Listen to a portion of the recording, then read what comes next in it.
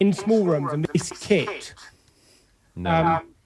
I think it's entirely possible that this kit could like that bass slam is hard, right? In small rooms, and this is I'm going to describe it as a small room. It's not a big room particularly. It's getting that slam is not easy, particularly.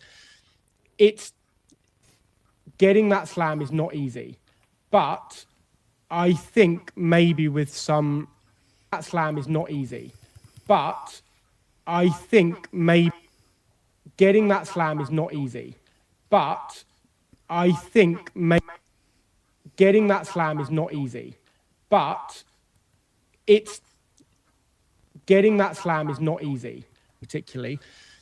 It's getting that slam is not easy, particularly. It's getting that slam is not easy, but I it's getting that slam is not easy, particularly.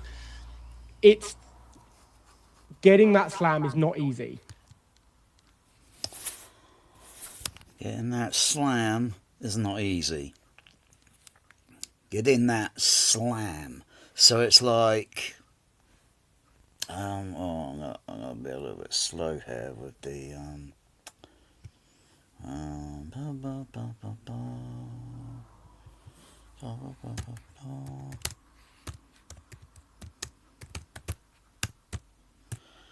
Ba, ba, ba, ba, ba. Ba, ba, ba,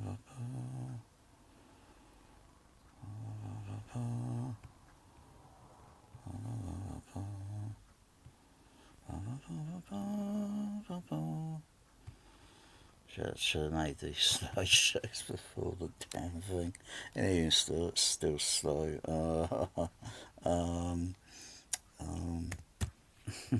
It is. It's kind of difficult to get the bass, the bass slam, the bass. I'll go back to that in a sec. Yeah, da da da da, da da da da da. Mm-hmm. Mm-hmm.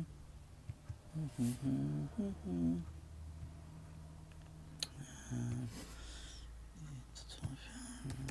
Slam.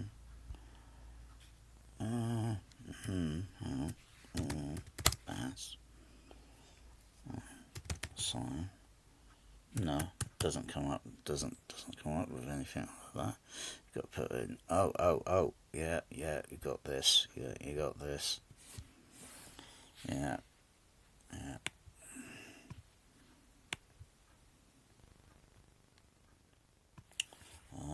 Da, da, da.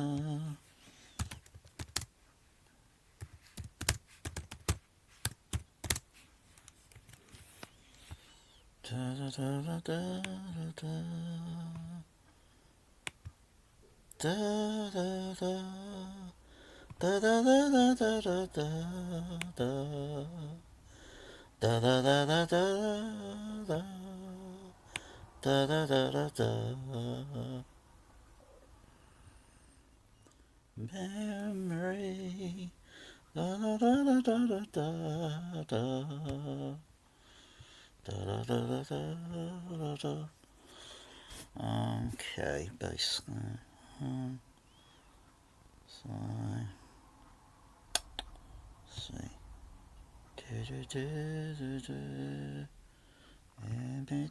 Image of my baseline.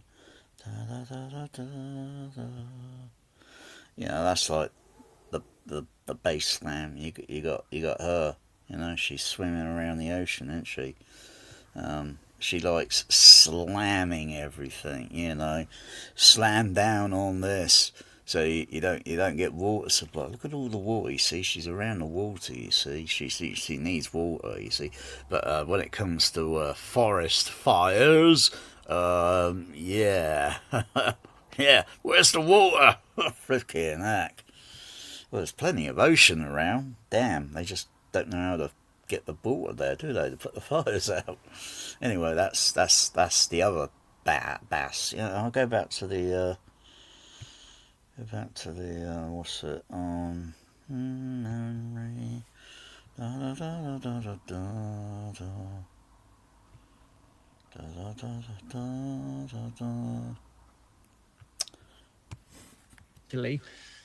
It's, I'm going to describe it as a small room. It's not a big room particularly.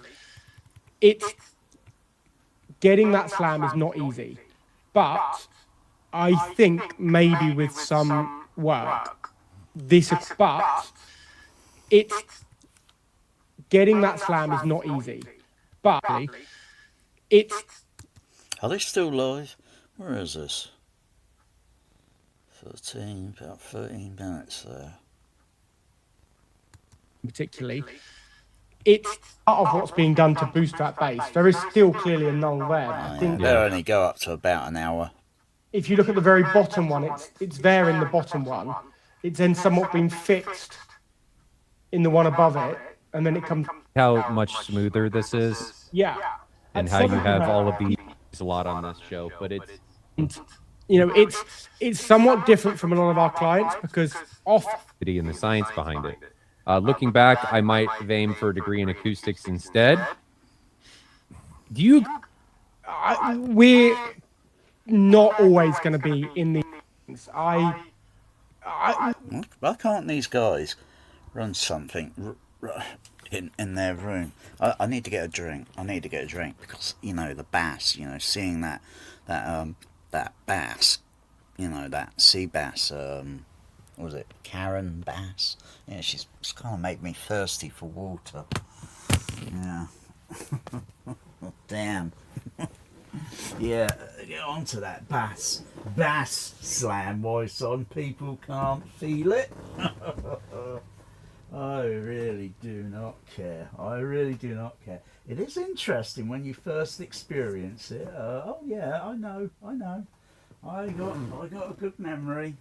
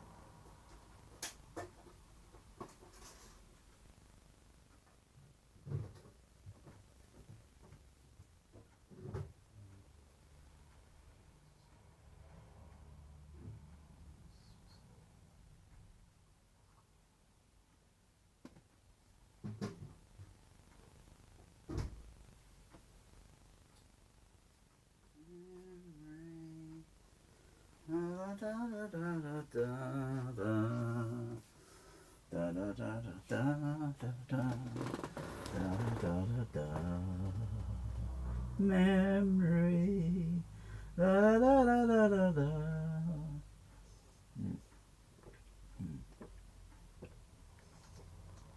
Oh gosh. Yeah, it's difficult to get that bass slam and not just have everything bloody else going on around in the system, particularly on the focus on the screen channel. Just focus on typical a common left, center, right, because that's what most people only have in their home theater. They don't have a 5 screen. They're just running a typical LCR 3 screen. Let me just try and find a segment of something. I'll keep that one. No, I'm going to have to come out of that one. Oh, I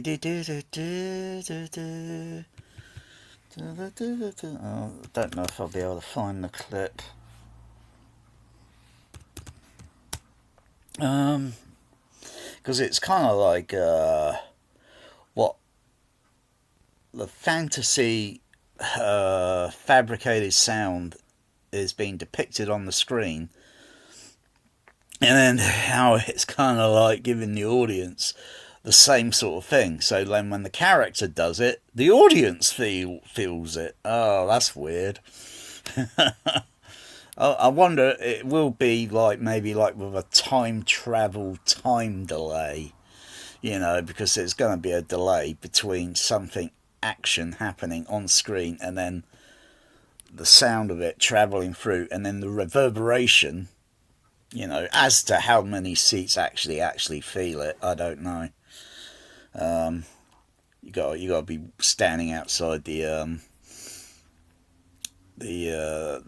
cinema, and when people come out, and just quickly stopping so many and asking them if they can remember. That's of course if they can remember.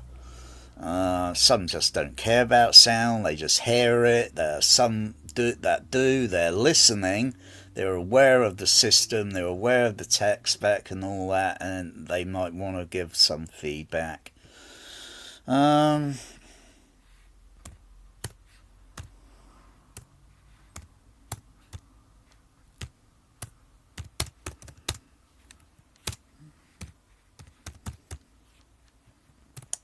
See if this comes up.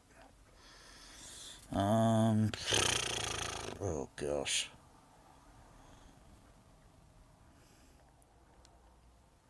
And it's easy to look at the frequency response, on the direct frequency response, and then you got to like figure, right, okay, it's in that range, or well, it could be multiple frequency.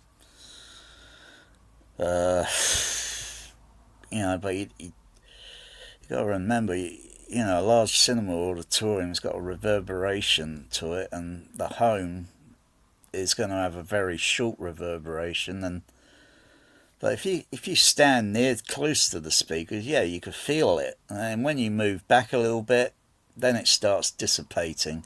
Then you got to think, well, got to take it up a few more dB.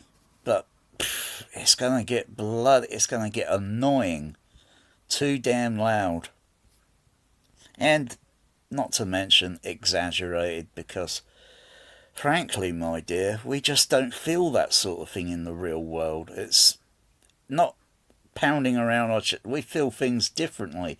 It would take an enormous type of jet airplane with pushing a lot of thrust when it's going vertical, because it's trying to escape gravity. Otherwise, if it shuts its engine down, it's just going to fall backwards and crash and burn. I don't think there's anything in there, even though there's lots of. I know it's on here somewhere.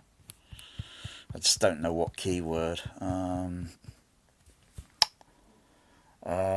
Maybe if I use the keyword of the Klingon.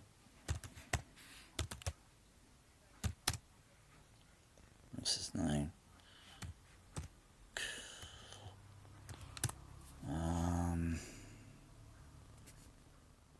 So it won't be that one. It'd be another scene.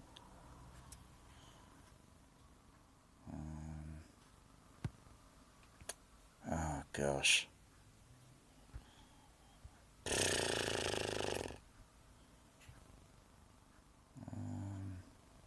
No. What about this one?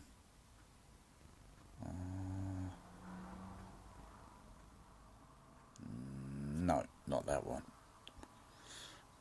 What about this one? No. Oh gosh.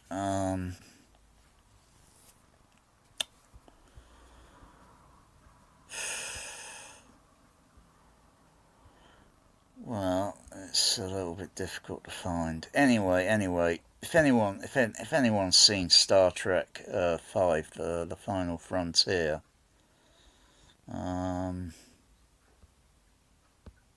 just can't find the actual scene.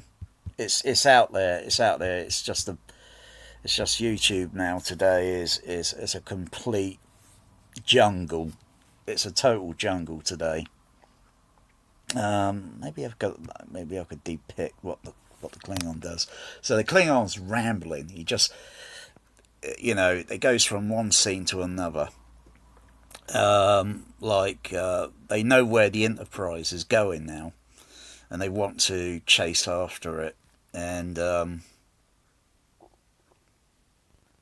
you know, the Klingons, they always do something like this to their and they say something like "klak klak" or something. And when the Klingon did that, so like say the first day one, this was like day one, 70mm THX at the Empire Leicester Square. And when the Klingon did that, I felt that. Whether it was a couple of tiny millisecond from the time going from about 20 meters away from the screen, because I was about 20 meter back in what they call the I don't know, the Dolby bullshit reference EQ point, where in the auditorium, and it was in the front row of the circle, because you got the circle, which is which slopes back in the auditorium. Then you got the lower aisle, and then that leads all the way down to the front row of the, so right up front arse of the bloody screen. You know, whether you felt it up at the front of the screen, I would say possible, but 20 meters back, you know, that sound system's really pushing it. Plus, it's got the reverberation in that auditorium, plus an annoying echo. Didn't seem to sound an annoying echo to being more or less in the middle of the auditorium.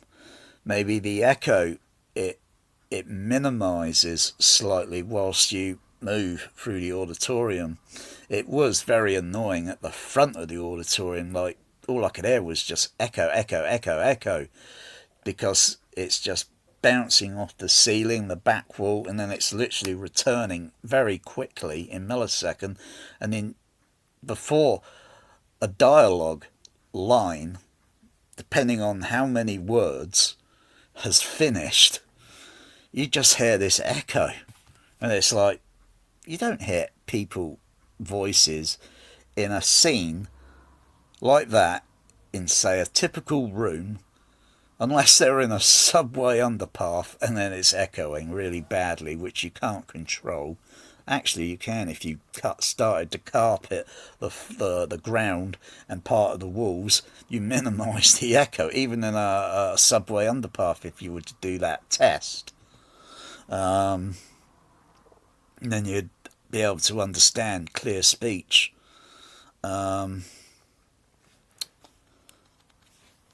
THX sound system's not just the only one, because I remember that bass slam. I think I could find it.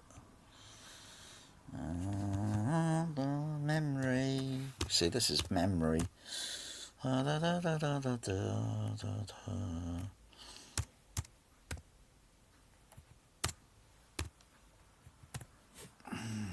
This one would be easy to find, I think. Oh no, not that one. That one? Yeah, that one.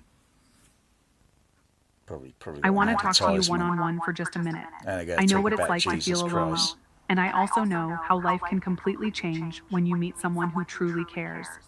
Yeah, right, sure. Get lost. You know, though the speaker system for Earthquake, where is it?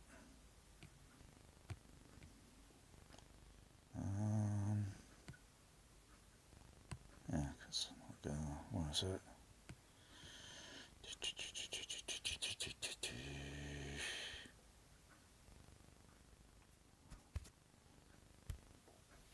So I remember this. I saw Earthquake, what, four or five times. 70mm magnetic soundtrack. Not that I knew those back then, those days, but yeah. That was a kind of like my first taste of bass slam. Yeah, very uncomfortable it was as well, because you just don't feel that sort of thing. If real earthquakes take place, you're just going to feel vibration that's taking place in the ground surface if you're standing on the ground, or doesn't matter if you're in a building, because the building is coupled to the ground surface. You're going to feel vibration, the sway and the movement, the building moving side to side, and you're going to feel like you're on rough ocean water, on out on a boat. But all this bass slam, no. That is usually exaggerated sound. And when people like this Ben Goff and that AVI or whatever it is guy, they start rambling about bass slam and all that, then it starts to become an ego sort of thing. You're chasing something that's like a bit exaggerated. It's interesting. It's kind of like different. It's like an opposite to reality. I'll probably try and find I'll probably try and find the Vulcan. Long live and prosper. I'll look for the Vulcan. Whether it'll be round here or it might be in a different area, because Spock, he goes everywhere these days. He's long live and prosper. Spock sounds like a Saturn V rocket when I hear the damn crackle sound. I think, where have I heard that sound before? Oh yeah, those archive videos. Yeah, they make that crackly static sound of the disturbing the air particles, and then they make this crackle sound. Yeah, you think, damn, is that thing safe? Making that noise? I'm surprised it didn't rip the blooming thing to pieces with that sort of amount of thrust. Yeah.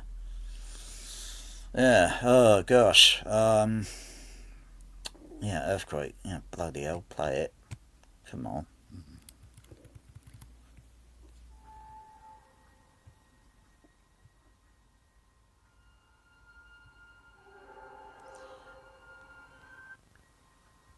You notice it's got a bit of a grain look in the image. Yeah. Although when I look at it here, it looks a little bit. Because when was this? 5 years ago.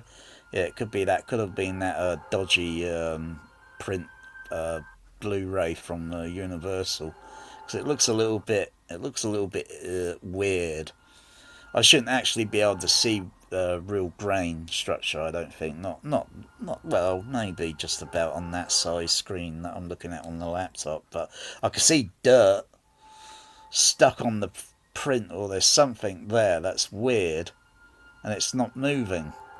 Usually if there was dirt or speck marks on a film print, they're going to be moving because the film is moving through the projector system. Anyway, when hearing this first at the cinema, it had this sort of low rumble sort of sound going on, and you could still hear that low rumble if you got your system really good in the home. And it doesn't have to be all these stupid home theatre speakers, tiny little things, and oh come on, they're pissy. They're not going to do all that bass slam. Come on. And the bass slam is mainly going to be on those stage screen channels. It's not going to be on the sub. Because if you were to turn the stage channels off, listen to the sub, depending on where or what you got going into that sub bass box, you could have bass management going into it from the LCR. You could have the crossover set a little bit high, so you feel some of it. Although typically it's going to be crossed off at a certain range. But it's going to be mainly those screen channels.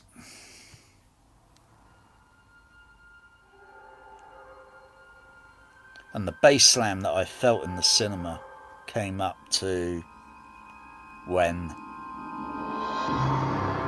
that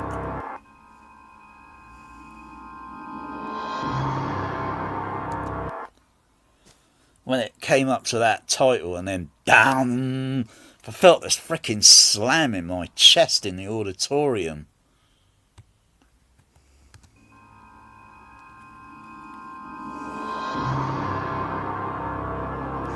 And you hear that score music, it sounds pretty scary. You know, this is an A certificate, you know? Crikey, and they're trying to scare the heck out of you with that bloody title, you know, with the sound system, and then it just bam, just bam. You know what I mean? You know what I mean? Bam, just felt it there. You know, for 8 years old or something, that's pretty scary, you know. Because you can walk around, you don't feel, you hear all the traffic sound outside, all that real traffic sound. You don't feel it pressing against your body. You just don't. Not unless you're inside the vehicle, and then you feel the vibration of the vehicle. Or if you got a vehicle that's going down the road and it's got an exhaust pipe on the vehicle, or on a motorbike, and it's really obnoxious, and it's disturbing the air particles, really disturbing the air particles, and everybody up and down bloody the street for 100 yards can hear that bloody ruckus. You know what I mean? And you sort of feel it in certain areas of the body, because of the way the sensories in our body, and we pick these you know, it's very easy to do that, and I feel that. But if I did that, or did this, can anyone else feel it? Of course they can't. You know, if someone's doing something and I want to feel what they feel, it's simple. I just put my hand on their shoulder, and then I might feel vibrations being transmitted to myself, kind of like doing a Vulcan 9 meld. But no, you start to, it's like you start turning it up, and it starts sounding a little bit like, you know, exaggerated. And, you know, other sound effects as well then sound a bit unrealistic. They don't have proper psychoacoustics, because they're not using enough channels to mix and record and deliver that in the exact same way. So you could put something like an artificial psychoacoustics, not the actual genuine real thing. That's impossible. The only thing you could get out of these soundtracks and out of reproduction of loudspeakers is just an approximation. That is all you can get out of it. Sorry to bust the big bubble, but that's the fact and the reality. It will never, ever be like the real thing. It's impossible. You only get an approximation, and the approximation sometimes is not exactly spot on. It's okay, it's entertaining, but it's not the actual real thing.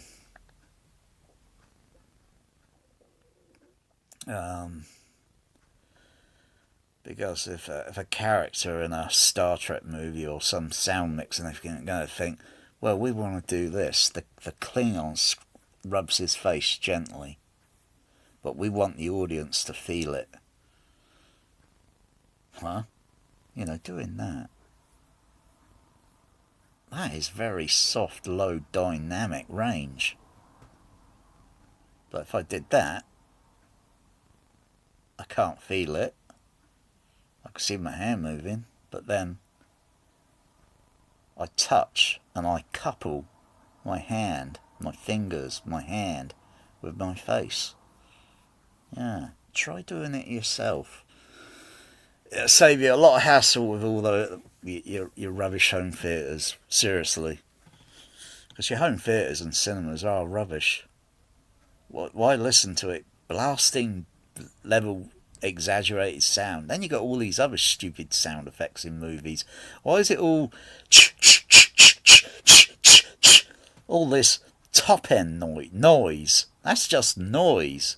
But when you listen to the real actual sound, it doesn't have any of that on it. What is all that rubbish sound effect design they put onto these movies? My goodness. And you just want to turn it down. You want to put a filter on it, whatever the bloody hell that ruckus noise of sound design effect they put onto the bloody soundtrack. It's just bloody annoying. Oh. Even if you listen on a bloody a fucking mobile phone, it's still like, what the fuck is that? Not, and you can't feel much on a mobile phone. Even if you hold it in your hand, you can't feel much. You could get little speakers that you can hold in your hand, and you can feel it. And it's almost better than George Lucas's bloody speakers in his bloody ranch. But then you put the speaker down, then you only hear the sound. You only hear it. You don't feel it anymore because you decoupled your hand from the speaker. Yeah, I just don't care about any of this anymore. I'm a bit cynical about all this now. I just don't care about it anymore. And to get all that bass fill or bass slam with bass shakers, not quite. You don't even get it. You don't even get it correct with bass shakers. I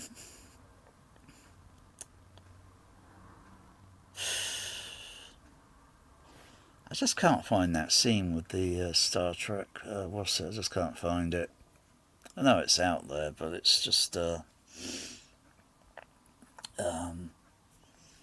maybe if I look for all scene Klingon.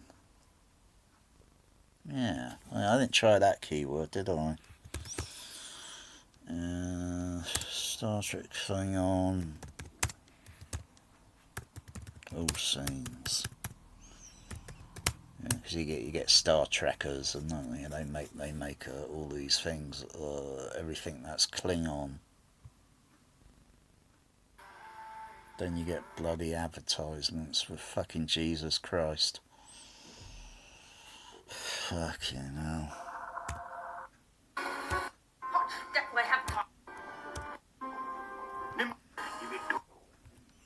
Right.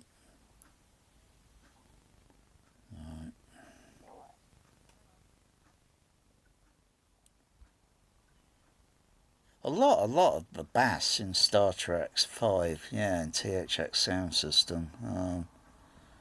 Yeah, I felt a lot of it.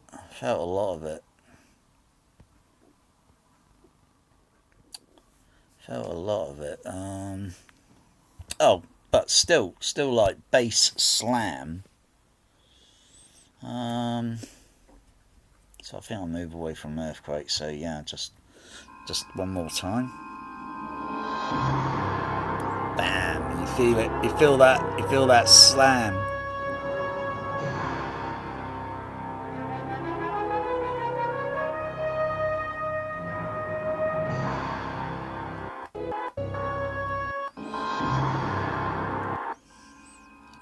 I could just almost sense it on the bloody laptop, but yeah, it's tiny.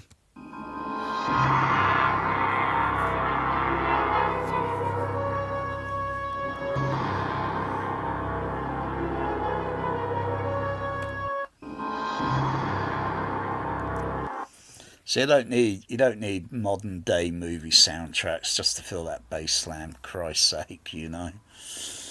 I'm gonna move away from that. What's the other one? Oh yeah.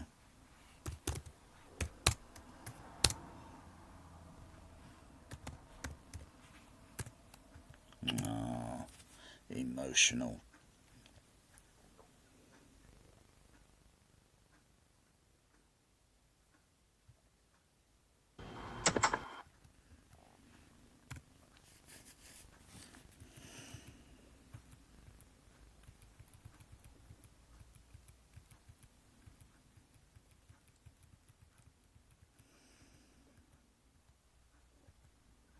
Mains are back online. Sir, the mains are back online.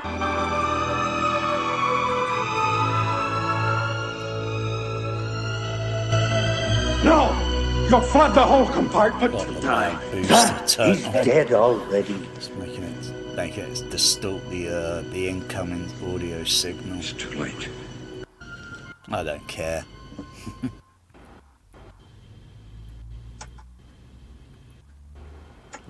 Now this is another difficult bit of bass slam.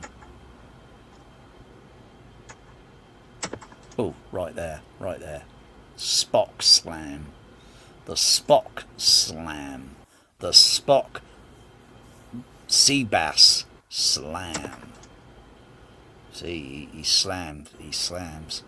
And it's a very subtle, quiet, dynamic range. And yeah, if you get the system right, it's not difficult. It'd probably take maybe an hour. Get it set so everything else plays back smoothly, and so you feel the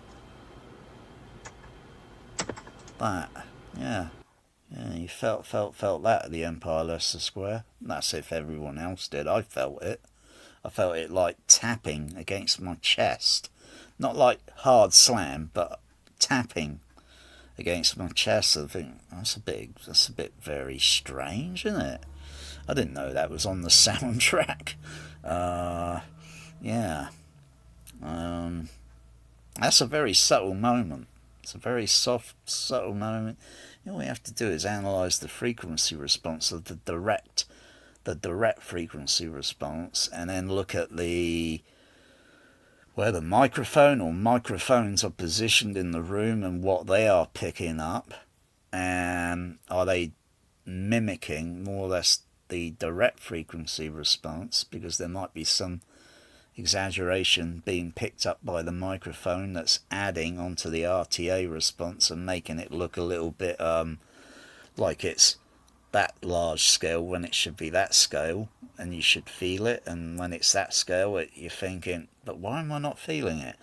Maybe I've got everything set up incorrectly. There's something, but it's there. I know it's there. It's trying to get that so you could I don't know,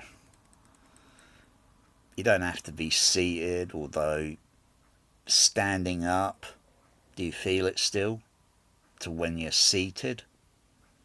Because when you're seated, there might be several dynamics of pressure on the body that you may not be aware. You're oblivious, or to it. You're not exactly calm, relaxed, are you? Unless when you're seated and you're comfortable, you're relaxed.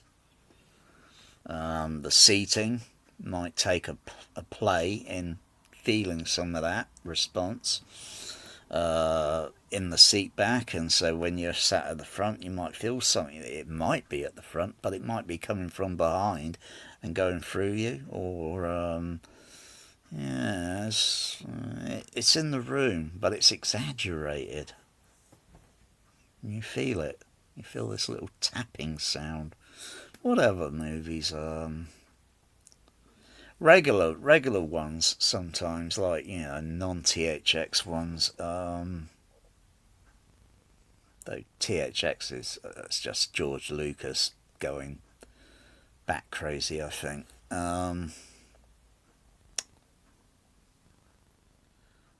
Limiting the dynamic range on the movie on the soundtrack by squashing down, limiting the dynamics. There's no version. You got to put an actual version of the actual thing on YouTube versus the DVD, the and the rubbish Blu-ray. Oh yeah, and everyone's been saying the Blu-rays are the brilliant disc format ever bloody made and all that. Yeah. When studios start messing it up, and I don't care if studios mess it, I don't care about that anymore. When they start compressing, using audio compression and such on the, and just dynamics that were like that, and then they just squash it down to that. No one in the most of the majority are gonna know, because they've sold their laser disc. They got rid of their laser disc thinking it's an inferior format.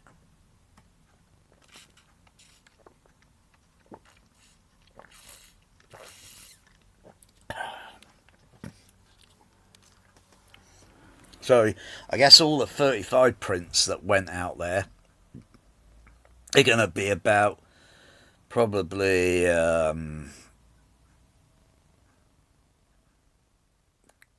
you could compare them to the Laserdisc, but comparing it to the DVD, the Blu-ray, and even the rubbish 4K. When it gets to 4K, it gets even worse.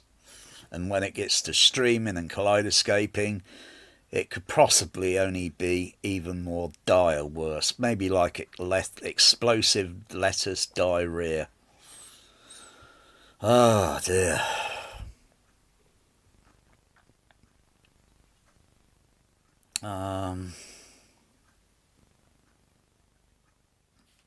Where is it?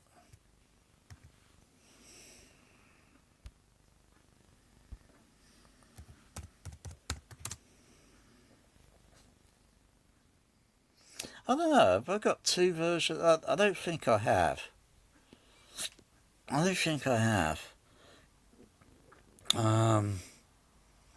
Because I was only looking at the picture colouring and such years ago. I wasn't looking. I was only focusing on one thing. I wasn't focusing on the sound. Oh crikey.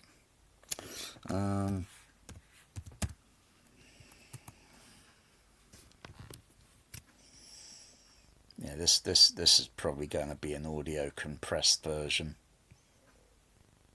I don't know. Jesus Christ was baptized. I could compare it, because if I put Willow THX Laserdisc on, I got to switch on the CP200 and everything. Unless I make another bypass on the onto the Trinov, so I take the another line output from the Denon and connect it onto because there's 8 RCA inputs on the Trinov, and if there are only 6 of them that are connected via the CP200. If I connect the last 2, then I'd have to switch for the analog, so I could switch between digital audio and analog audio on the last 2 RCA inputs on the Trinov. I'd have to.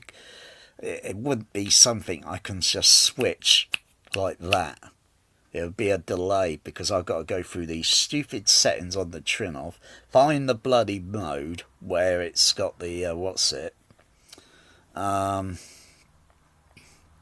and then the audio switching the really realistically be done through the Pioneer Laserdisc player by switching from digital to analog.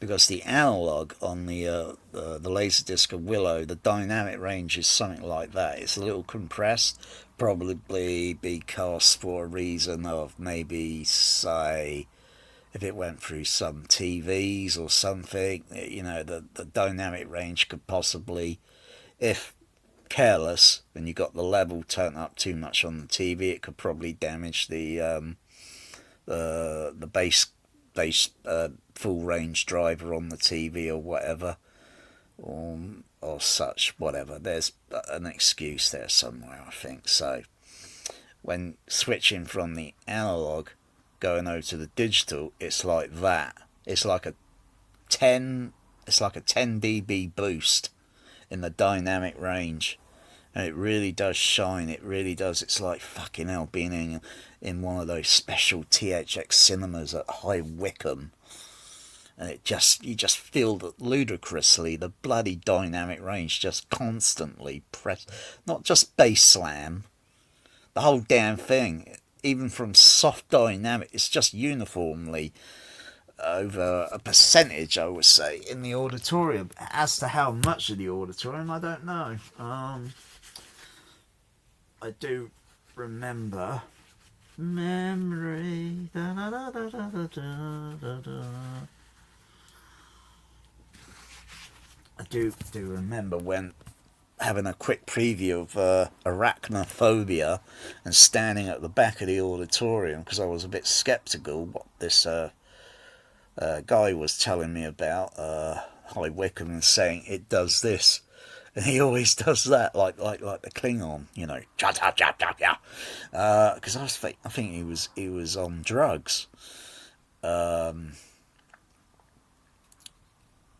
I was kind of interested.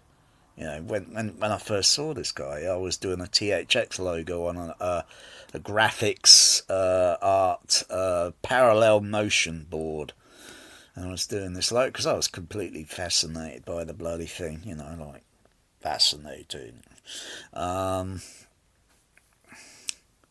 this guy just walks behind me, and THX. I turn around, and he starts doing this. That's no shit. That's no bullshit, you know, because that's exactly what it was like with Arachnophobia. When getting in to the auditorium a little bit later in the day, because I only had a quick sneak peek, and it was, you know, I recognised the scene, and all my memory da da da da da da da took me back only 1 month to when I saw a preview screening at the Odeon at Screen 6 downtown. Yeah, it had sound there, but you couldn't feel it. And a crappy screen, not to me. It was fucking awful at the Odeon. Odeon always suck. So when I saw this, you know, it was the quiet scene in the movie where they see the spiders, you know, in the jungle. And you got this very low level Trevor Jones music score playing. And you got the very soft, subtle. The auditorium, you know, it sounded pretty real with the sound. You know what I mean? And this is just Dolby Stereo SR. And I was thinking, wow, I'm feeling that bass on my shoes, my feet, my trouser legs,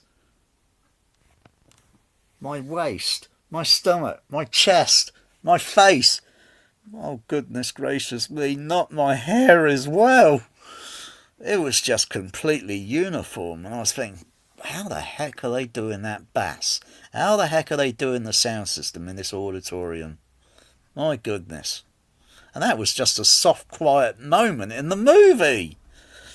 Never mind. Wait for the more harder dynamic ranges when the music score plays. So when we got settled, and a couple of hours later, and we 1, 2, 3, 4, I think maybe five rows or so from the front.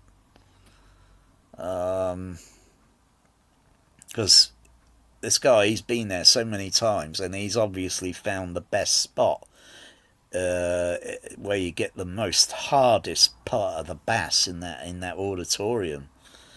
And I tell you, it would even blow that guy's, what do you call it, 25 sub bass speakers that he's got in his basement. That auditorium, if it still existed to this day, it would knock his home theatre out the water. It would ruin a lot of home. I can't even get near to that. Come on. You got to secure and tighten things down so nothing rattles in the room. You don't get bass rattling or vibrating or buzzing. You just get the reproduction sound out of that speaker. And I think, a little bit more. It was very high tech, very state of the art. But even take that Ben Goff and whatever he's babbling on about and bloody on his because I haven't seen any demo room. He goes on about this room, probably doesn't exist unless you show it and show. Yeah, give us a flavour of give us a flavour of it. Come on, I know it's YouTube, but at least give a flavour. Come on. Yeah. I don't care how low. Yeah, because this guy, I've argued with him before, and bass going down very low and all that, and other guys saying, oh yeah, those THX systems, they only go down. Yeah, right, sure. I don't care about your bloody crappy home theatre ego trash. You're trying to sell tiny little bloody speakers. Come on. Those things can't reproduce. They produce, not reproduce. That's like the home THX speakers they were doing during the 1990s. You're getting fake illusion with the bass mid-range or going into the sub-bass speaker to increase the level a little bit. But if you realistically, that's not how it works in professional systems. You turn those subs off, all that bass level is coming out being reproduced by those big ass PA speakers behind the screen. You try these little ones, come on, you're gonna wreck the bloody. They'll only be good enough for a certain bass to a certain level, and everyone's trying to chase this 105 dB. Because then it sounds loud, it sounds exaggerated, it doesn't sound realistic. You go around driving in a car, it's not 105 dB, it's a lot less, and you feel where you're sat, how you are in the vehicle, that's what you feel. Do you get that same reproduction in the home? No. It's like, you hear the sound, but is the mix recording really technical enough with psychoacoustics, and so you feel, because you got, say, like 4 wheels on a car on a road surface, so you got the front left and right, the rear left and right, so they could be like the wheels or the sound. Then you got the center, so that could be, that carries something else in the mix, plus a little bit else of something different on the left, right, and to create a psychoacoustic, like it sounds like you're inside a vehicle. It sounds smallish, because it would be claustrophobic, because if you sit in a vehicle, it's got a certain sound, and then you step out, then it's a bit more open sound with the outside. But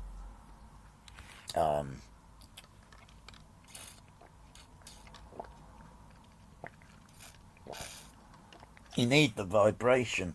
You need that specific low vibration, so it feels like the sound system is going across a road surface, and it can't have that typical sound that like it's on the outside, on the inside. It's got to sound like it's on the inside of a vehicle going across a road surface. And then you got to look at what speakers you got in the room, and I can see the frequency response on the RTA or the Spectrum Lab, and I can see all these colours, these poof, poof, poof, and poof colours, where they go kind of like that, and they go poof like that. You see these like yeah. Because if you were to use earplugs, ear defenders or something on your ears, so you filter off a lot of sound, so you hear, so then you you mostly feel. Your senses are the rest of your senses are being reduced, not turned off, but just reduced. And then you feel this vibration. You think, yeah. And your emotion on your body might be able to say, yeah, that seems like it's somewhere behind me. But it's a little bit difficult because the rest of your senses are being reduced.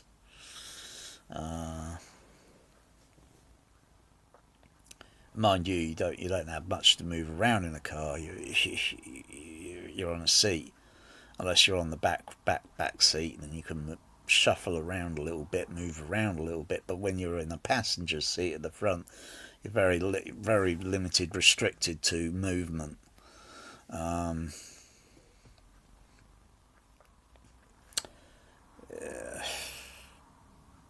Yeah, is it going to be repeat? Like that stupid Tom Cruise movie, Repeat. The bass. So repeat. Play it over and over and over. So it does the same thing over and over and over again.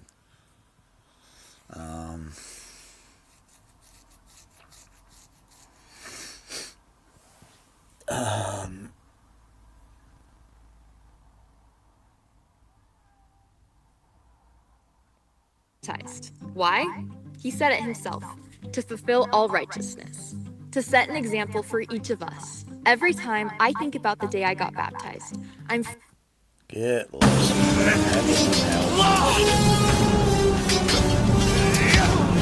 See, I don't like the range of this to be popped up. Like say, if I had to compare this version, look, even though it does look British, where's this image from? 6 years ago? It's high definition.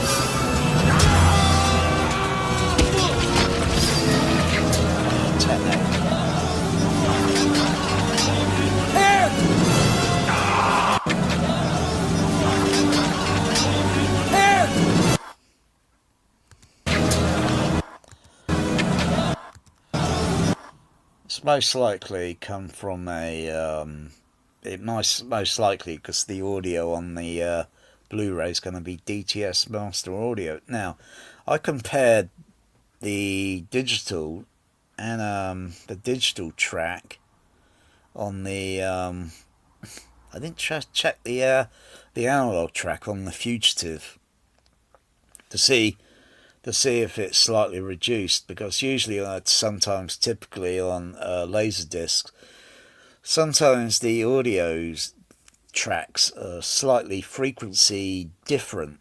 There's slight difference in sound frequency.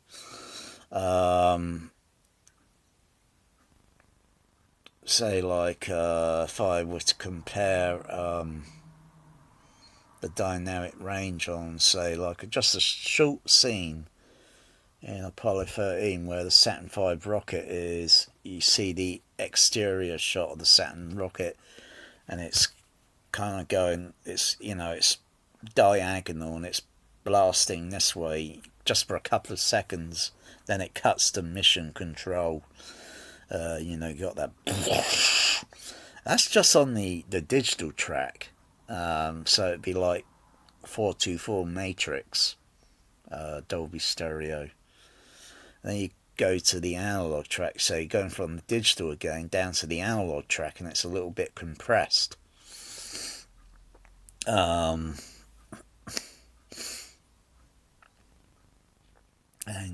say like, so is it possible the Blu-ray of Willow, though I don't have it because I'm thinking, oh no, it's going to be exactly the same like that bloody how many versions of Willow have I got? I do have it on Blu-ray. Yes, I do. I think it's the first edition. I think it's the last edition they released, 4K UHD crap. because that'd still be DTS master bullshit audio. Yeah, so you got to take it with a pinch of salt, because you might get a raw deal and you think, well, this is crap, I don't want this. Just, you know, they're messing with the colour image again to make it look, ooh, yeah. And I don't care about film now. I just don't care about it. So yeah, I'm thinking, yeah, you gotta get. No, I'm rambling and I'm ranting. I'm going back and forth. I did that test with the bloody DVD and the Blu-ray versus the Laserdisc. Oh, back and forth for maybe an hour. And I just came to one conclusion: the Laserdisc wins. It might be a little shabby on the picture, but the sound on the Laserdisc wins. It might not be a 6-track, because Willow would have gone out as 35 and 70mm 6-track uncompressed audio, but on the Laserdisc, yeah, the Laserdisc completely obliterates the DVD, the streaming sites, and the DTS master bullshit audio. It just obliterates it. What else is there? I don't think these guys are still on anymore, are they? Let me see. Are they still on? Well, I don't think so. I think they've given it a wrap.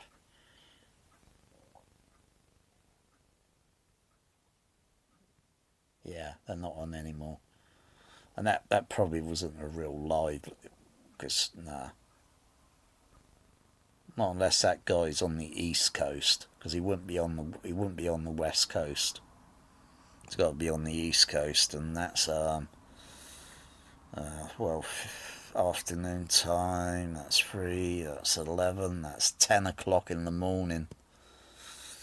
Versus being over this side. Yeah, won't be on the West Coast. They'd be still bloody asleep. They'll be just waking up. Yeah, that video's finished. Doesn't really, always just goes over a little bit over an hour, but it can't beat my record.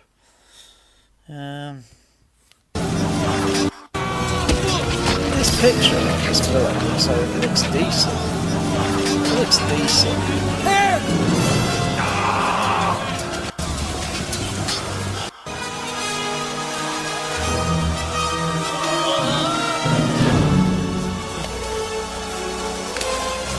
Obviously a lot decent than what I saw on 35, because half the right side of the image was completely blurred, like I had a liquid solvent over print over reel 3, 4, 5, 6, and I don't know, were there 7 reels on this? I don't know, you just, reel 1 and reel 2 looks okay, but when it got to, I think, reel 3 and onwards, it was just, oh dear, you couldn't watch it. It's like it been someone purposely, back in the day, a George Lucas hater, and must have purposely put, when probably maybe breaking down the film print or something, and then thought, oh, fuck this George Lucas, and then hold a piece of cloth or something with a bit of liquid solvent, and then just hold it very carefully on one half of the film print, and you just turn those little spools around, yeah, and you just you just make a mess of the film print, because it looked like it been sabotaged. Yeah, because George Lucas haters have been around for a long time. Like, oh, I like Battlestar Galactica. Fuck, Star Wars is rubbish. Battlestar Galactica is better. It's more supreme. Yeah, but it's a rip-off. Yeah. Or maybe they just were still pissed off because of Howard the Duck. And they thought that they'll wreck this because they thought, this film sucks. Yeah, but I watched it. I stuck out and bloody watched it that day on the day off. But yeah, it does look okay. It does look okay, this. But I'm not going to buy a 4K because I'm going to be in a disappointment for the sound. I might as well just say, I just throw on the Laserdisc once in a while, put the Laserdisc on. But if I run the Laserdisc, without turning the Dolby CP200 on, I could still run the digital track through the Trinnov, but I wouldn't be able to switch over to the analog track because I've got to connect another cable from the Denon to the Trinnov, so I could switch through the analog and digital track. But sometimes I might find, okay, I find the digital track, alright, it's late at night, but I can still turn the volume down. I can still turn the fader down. If I run this during the daytime, I'm going to be running it so that you feel the soundtrack. So I suppose the ad between the digital track and the analog and where it's compressed, I suppose that's like, say, like having an nighttime audio compressor that you can switch on, and then you just take the dynamic range from that and then you compress it. But it's what sounds you think anyone else can hear. They're not going to hear the high frequencies. They're not going to hear some those mid frequencies. The low frequencies have got wavelengths and such. And of course, you can still turn it down a little bit and turn on the bass shaker. And the bass shakers seem to be like I say, it's like holding the speaker in your hand, or the bass cone. You're pressing your fingers onto that bass cone and you feel the vibration. And then you take your hand away from it, then you don't feel it. You put your hand on it, you feel it. But you feel it in your hand, you don't feel it anywhere else. It's like, what frequencies, low frequencies are affecting our body? So you got to start with being very close to a speaker and got to have an array of speakers of, say, like, not these crappy home theatre speakers, please.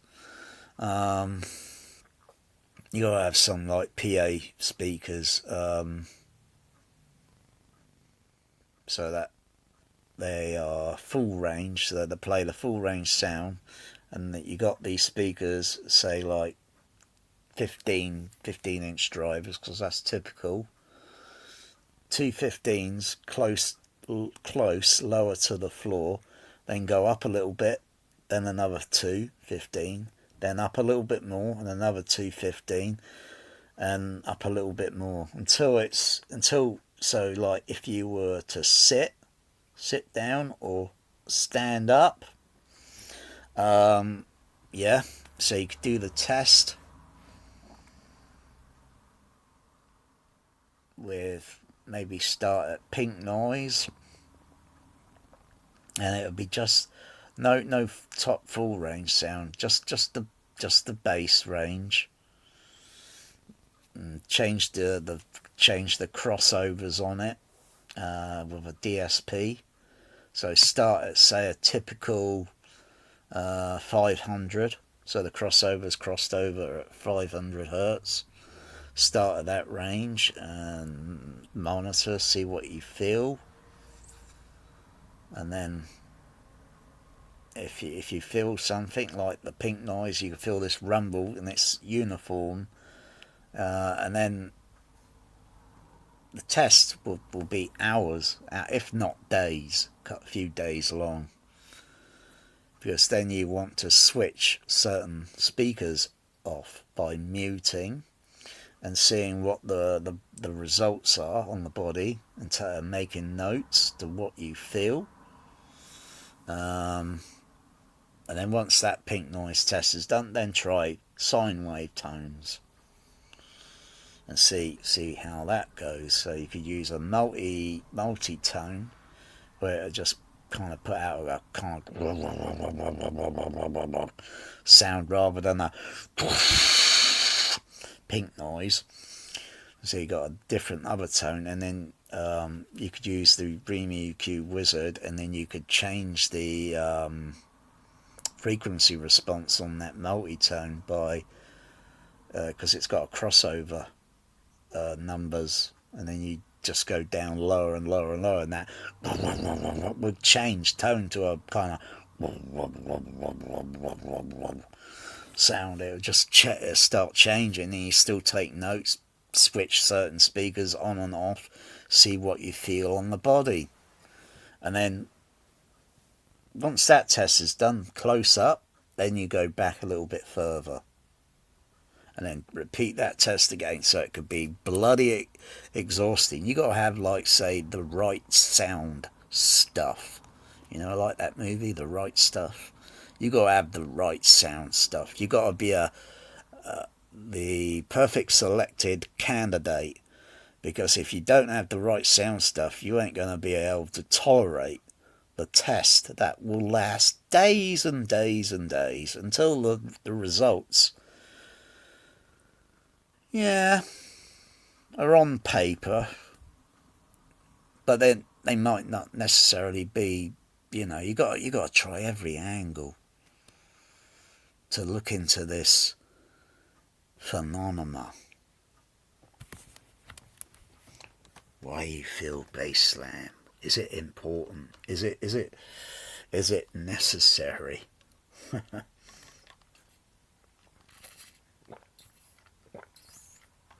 And then other tests as well, maybe with bass shakers and such and so forth.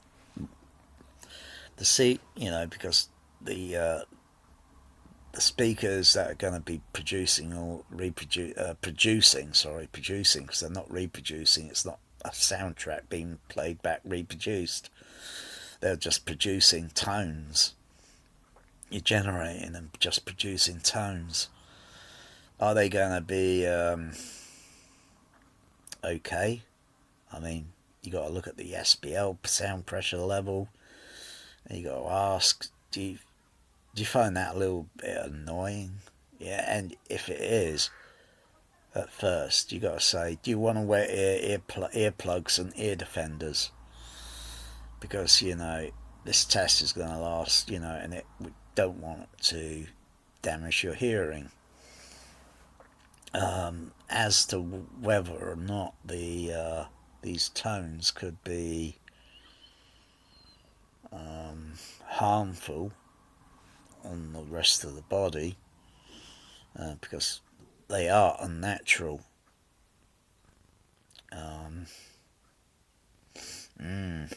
Gotta look into a lot of it.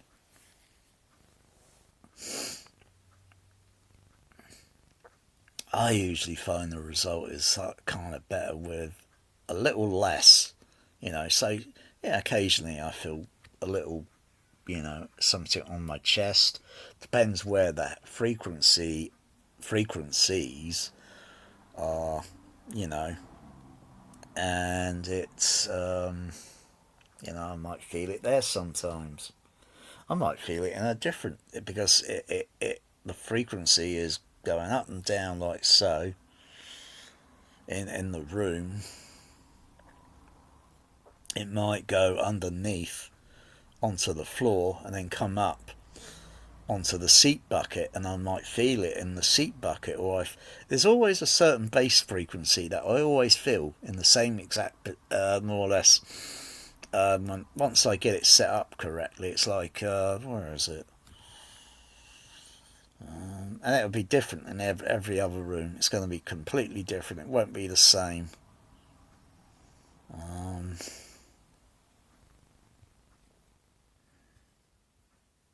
do like do that. Oh, hang on, what's that?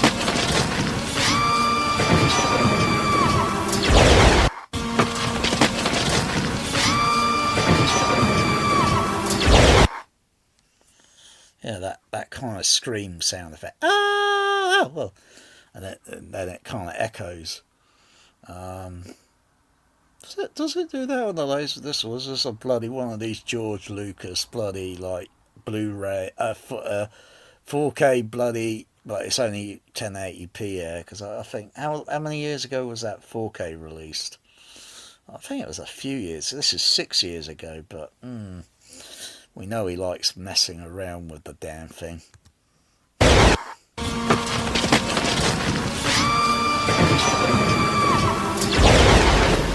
And that lightning. You feel that lightning. Oh, what? Come on. That thunder and lightning, you feel it.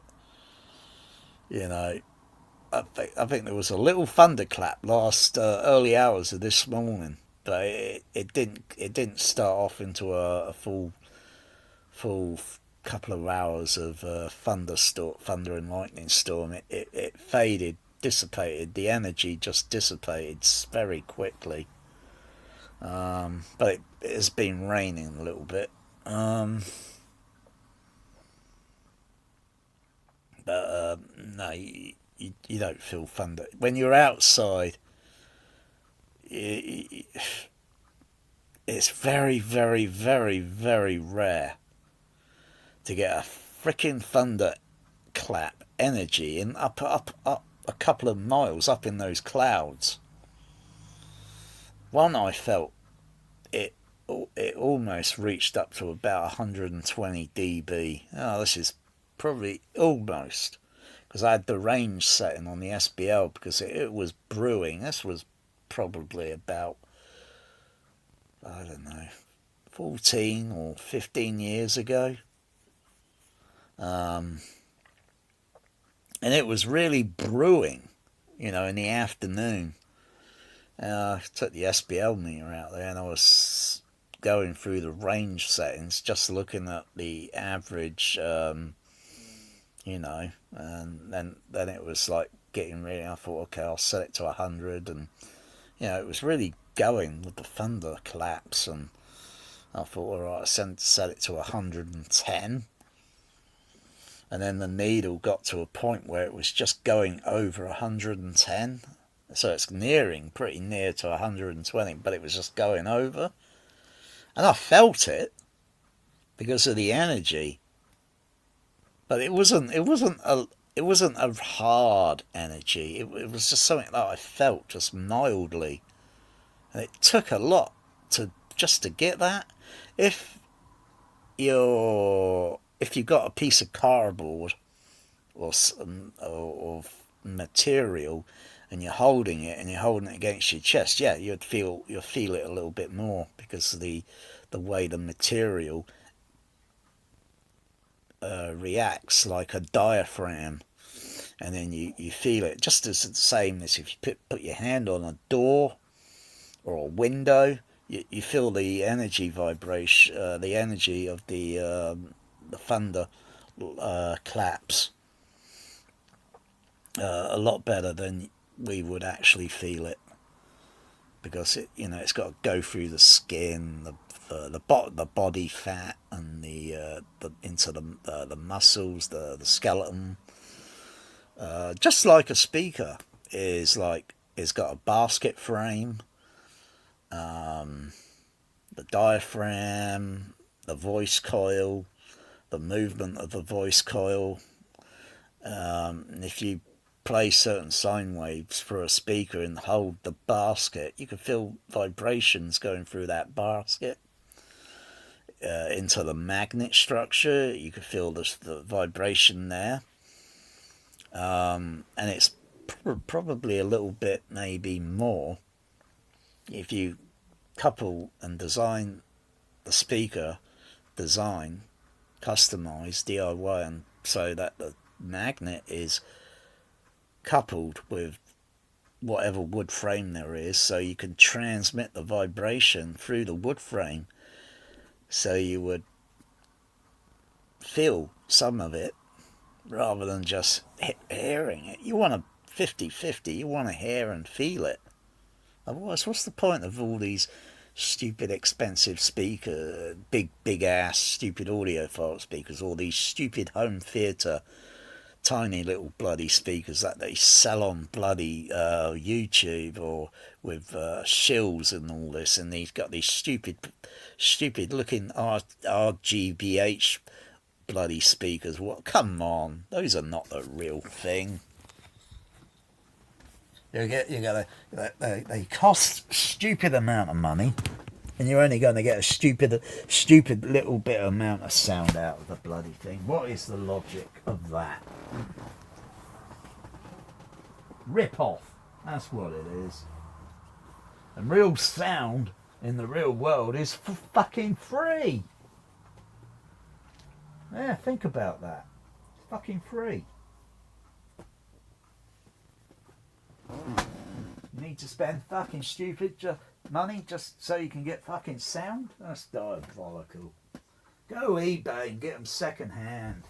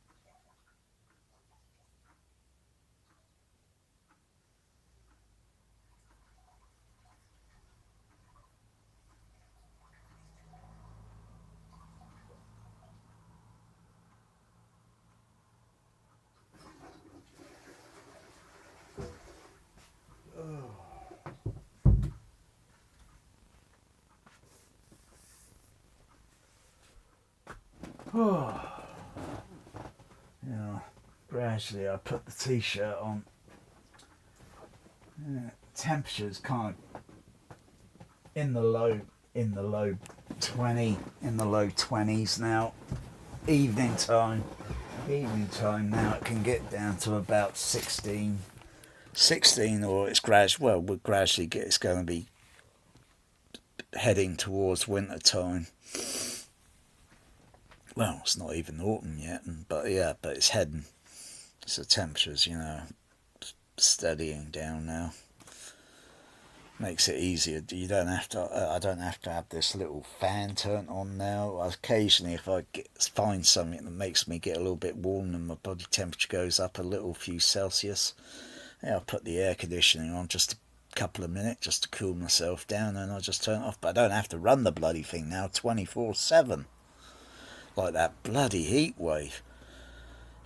Day and night, come on, that's ridiculous. I don't like it because this is flawed. I haven't got a proper system.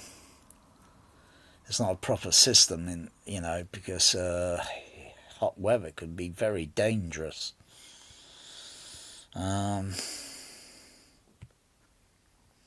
Especially, as you get older, you might think, oh yeah, I'm okay. That's because you're young.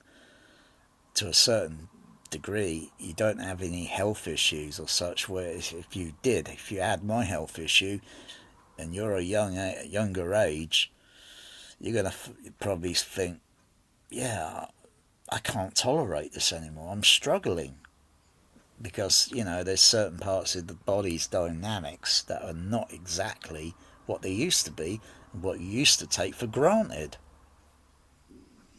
Mother Nature could be vicious. And Mother Nature doesn't have a conscience, a mind, or a soul. It doesn't have any affection. It could be very vicious. So you got to respect. My advice is you got to respect it and try and meet it on its own grounds. And you got to be ready with your arsenal of air conditioning. And though the winter time,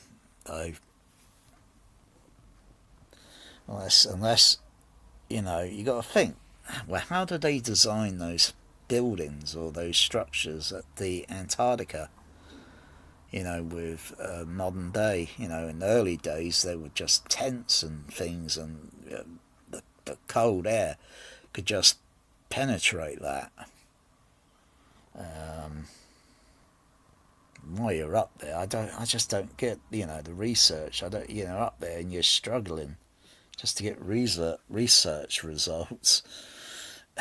You got this harsh weather of unforgiving low below minus temperature surrounding you. Not as worse, it could still mess you up. It can still be like an ice popsicle. It's not like instant space. You know, you take that pressure suit off or do something stupid and you'll be instantly, boom, popsicle.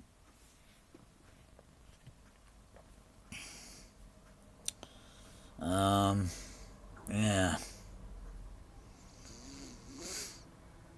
I think what the lowest temperatures could be, I'd have to look at the meteorology weather charts for this country to see what the lowest temperatures have gone down to, and then think, could that repeat, or could it repeat but go down even lower? And the duration time, you know, how many hours or day did it last until the temperatures then start come steadily back up, you know.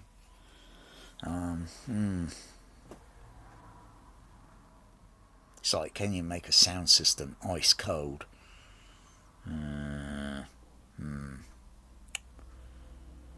I think we'll forget about that. Dear, dear. What else is it? What else was I looking for? I think Willow. Oh yeah. Oh yeah, it's just the bit that. Oh yeah, it's the uncut version. Hang on, that was cut. Hang on. Wait, so that was cut. Let's have a look at that again.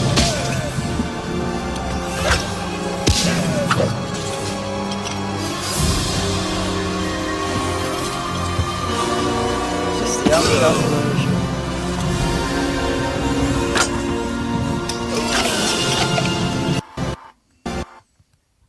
Just trying to think. What's a scene?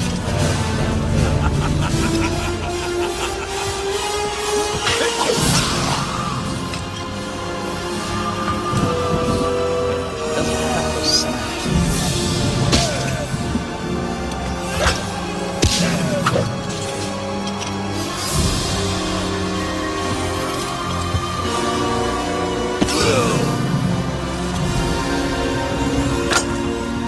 I'm having a Mandela effect. I can't remember if this is the cut scene or the uncut. If it's US, if it's a US one, then it would be uncut. If it's a UK, it would be cut. At least it's cut on the PAL laser disc. But I think they uncut it. I think they undid it with. I don't know if it was on the Blu-ray or if it was the DVD. I can't remember. I know the Laserdisc is uncut, or at least that's how it was when it would have been on Europe. But probably when it got to the UK in 87, 88, I think they trimmed it down a bit.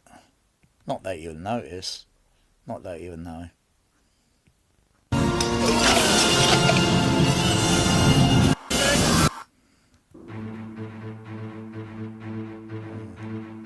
Some bullshit. It is now 85 seconds to midnight. Yeah, more scare. So I'm saying Willow, Star Trek. Couldn't find the Klingons.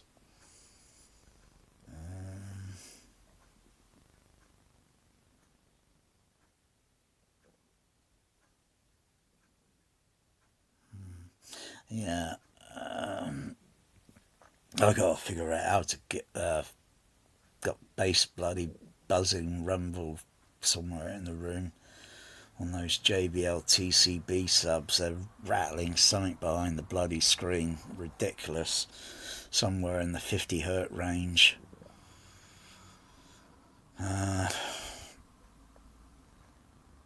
Because when you put the speakers in the room, you gotta test everything while you're doing the construction, not test it afterwards. You got to test it right through construction so that nothing is going to vibrate or buzz or rattle, and then you can look around and see what's, you can tighten it down a little bit. That's all it is, not a big deal. You just tighten it down until it doesn't rattle, then do the test, take the sound level up, use a battery of soundtracks, because then the way they got the moldable frequencies playing. Use the test tones on the sine waves until, once the room is finally finalized, it should, and then you got all this screen up, and then you're ready to do just to check the EQ to see if the speakers are going from left, center, right smoothly, rather than you think, whoop, something wrong there. So you got to test everything through construction. Otherwise, you're going to have, most home people, they just have people setting it up. They don't build it themselves because they don't know how. You just want to make sure that nothing, Right, and the other thing is that testing the actual speakers outside to see how they actually perform. Don't take for granted, like, oh yeah, the speaker's got this, like, blah blah blah. Test it outside, but mostly all these rich people, they get crappy designers, integrators, vendors. They get all these crappy bullshitters, like these guys on that AV Experience, all these bullshitters. And you look at like that guy he's got a stupid 64 5-inch bloody subwoofer thing, and all the rest of his speakers are typical home theatre ones. They're just tiny little. They can't reproduce the sound of the soundtrack. Come on. And what's he mostly playing? Crappy near-field mixes that have been bloody taking the dynamic range from that, and then they just squash it down to that. Huh? You think you're still getting sub-bass from your crappy 65-inch woofer? Well, if it floats your boat, I couldn't care less. Because you don't see crap like that around in the real world, do you? You might as well just have multiple of 18s stacked behind the room, and then a few more in the front somewhere, or below, or have the screen speakers exactly the same. JBL, fuck's sake, that's what they mix the movies on. Kuh.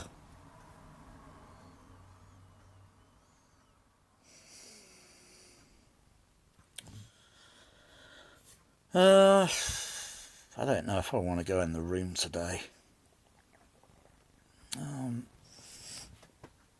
Still, just doing a little movement. This sort of movement. Never seen a grown man do this.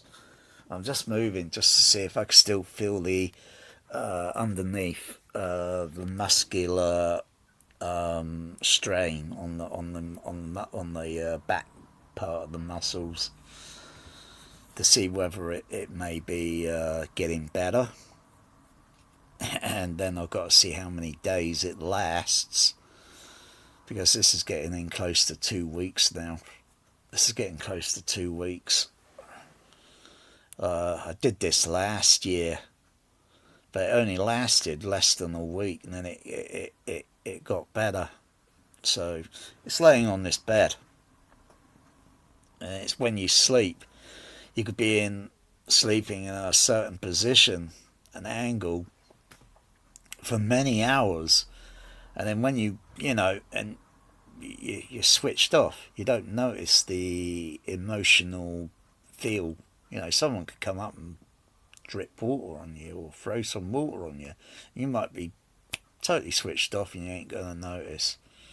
No one's going to do that. You just wouldn't notice any sound else until you're in this sleep mode where you just kind of switched off sort of thing, and then you just start to something comes like that, and then your ears might know. It's the same with when I look at my cats when they are totally like off.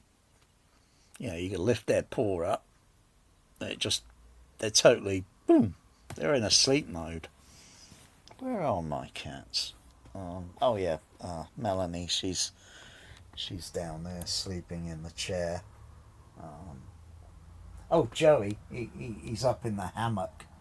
He's up there on the window. He's up there sleeping in that. He's completely switched off. Melanie just moved around a little bit. I think Joey's like completely switched off. And you can always tell because when they're slightly still kind of like active, but you think they're sleeping, their ears are still twitching. They're still monitoring.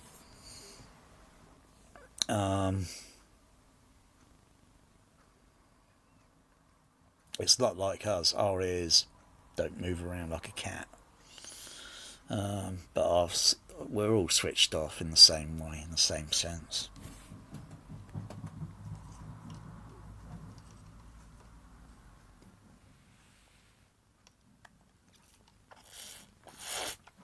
I think a car was just going down the road dragging a trailer, and it was making a kind of it wasn't very smooth. It was bouncing around by the sound of it. If you look at it going down the road, the trailer will probably be bouncing. I'm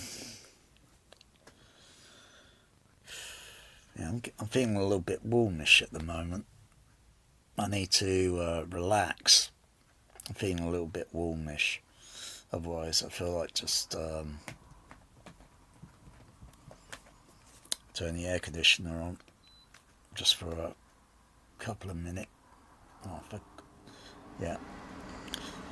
Just put a little bit of cool air, because it's still, the temperature in the room is still only surprisingly that's gone up to 25. It was low for the last couple of days, around about 24. It's just but the outside temperature, and if I just quick whiz and check the outside or the temperature, today surprisingly it's gone up to 22. The last few other days it's been in the low 20 range, so it's just gone up a little bit.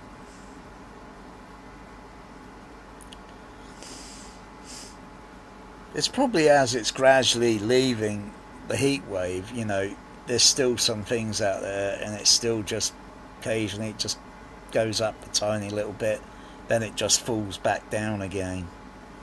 Until, don't forget the Earth is rotating, and then we're changing axes from the summertime over to the slowly over to the winter time, because I think in Australia I think they're in winter time, aren't they?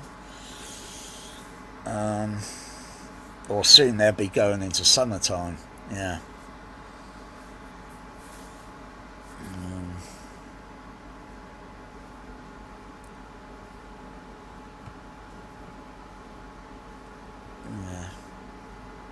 I know. I might. Where's the willow loaster? It's in the kitchen, I think. I might go in the THX cinema later, and I might just put Willow on. Just run it. I don't know. I I want to rig the CP200, so I deactivate it from the Sony, because the Sony's slightly reducing the dB output to the Trinov, because the Sony, I can't get the computer to enable on the RS232. It's not talking, it's not handshaking. So I could get into the settings and then set the dBu output on the Sony from -10 to +4 dB, where I can then have the audio input levels going into the Sony a little bit less, because if I keep it the way it's going, they'll go up into 0 or over, it's called over, and then they'll start making clipping, distortion, sound noises, because it's reached its limit, and it just needs to be a little bit low, but the output level needs to be switched from that position to that position. Otherwise the positioning on the sound on the CP200 is up there, but when it gets to the Sony, it gets down there because of the audio output levels are too low. Audio input levels are okay, but I can't exceed it, otherwise it starts to then distort. So I'm either thinking retire the Sony with the other Sony that's over there, and retire it from the rack, and then connect the outputs directly over to the Trinov, and make it a little bit other things that will make it a little bit easier for the operation of the CP200.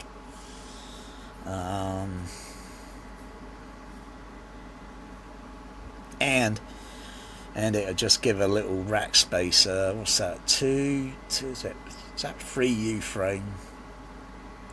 Sony's about that size. I think that's 3U frame. I think it's 3U frame.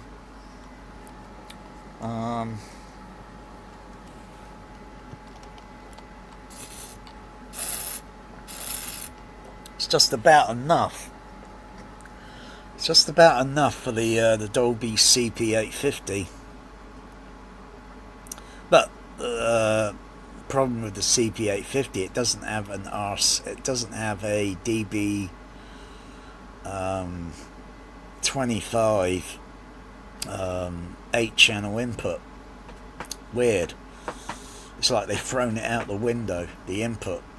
It's got outputs, it's got other inputs that are DB digital input, so optical input, HDMI input, audio only, because it's not a video processor, it's just an audio processor.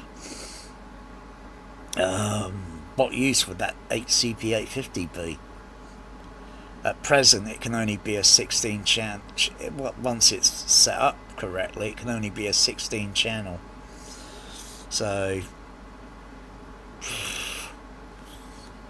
other than using it as a paperweight, I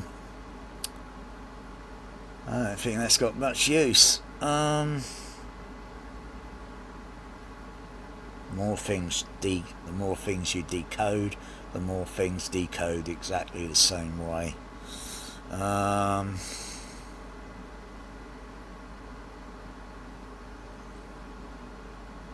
But I want to put the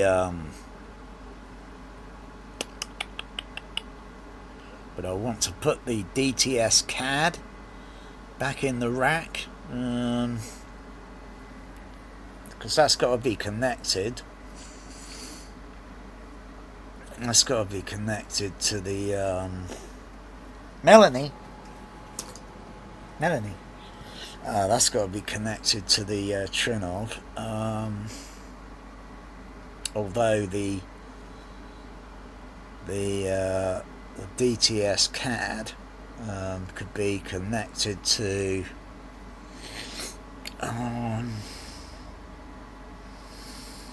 because it's got XLR on the output, and so you only use the ground and the positive output connections.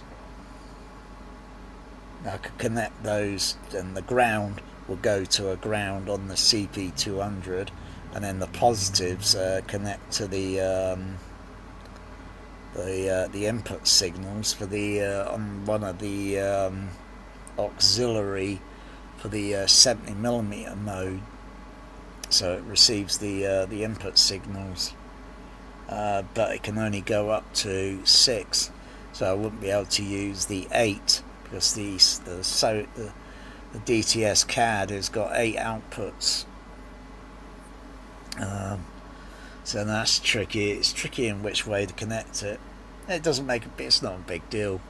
It's not a big. Although some of the other DTS decodering things that it's got on it, DTS Neo, I think it is, or where it's neural. On the other ones, it's a different matrix. You know, with trying to reduce crosstalk and whatever else. It's like the Tridov is not a perfect processor. If it were, it would be able to do all the DTS ones that existed on other processors or receivers. It should be able to go through all that, but it doesn't. The same with the crappy Dolby thing. It doesn't go through all that. It doesn't have a traditional CAT 150 card in those processors. You've got to put that external on the unit so you could go to those proper original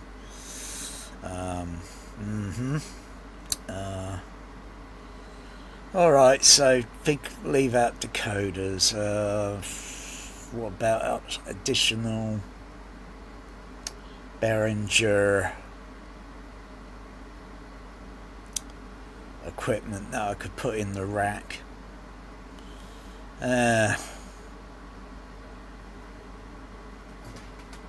Maybe just put a patch bay in the rack. Yeah, I could have a patch bay in the rack, and then if I wanted to connect other things into other, all I have to do is connect some patch leads up, and then I've got a connection. But the leads are going to be hanging out the front.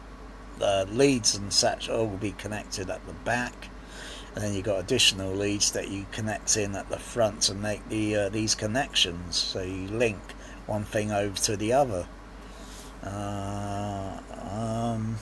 I don't know.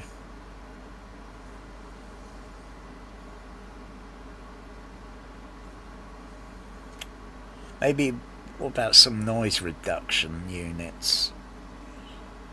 Maybe additional noise reduction units. I could only get 3 of them in the rack. No, I could probably get four of them in the rack, so that'd be 8 channel. But there's not a whole real lot of many soundtracks that sound typically noisy on the older analog magnetic recordings. There's not a whole lot of those.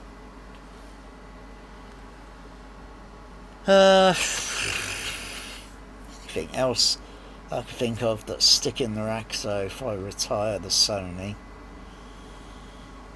can't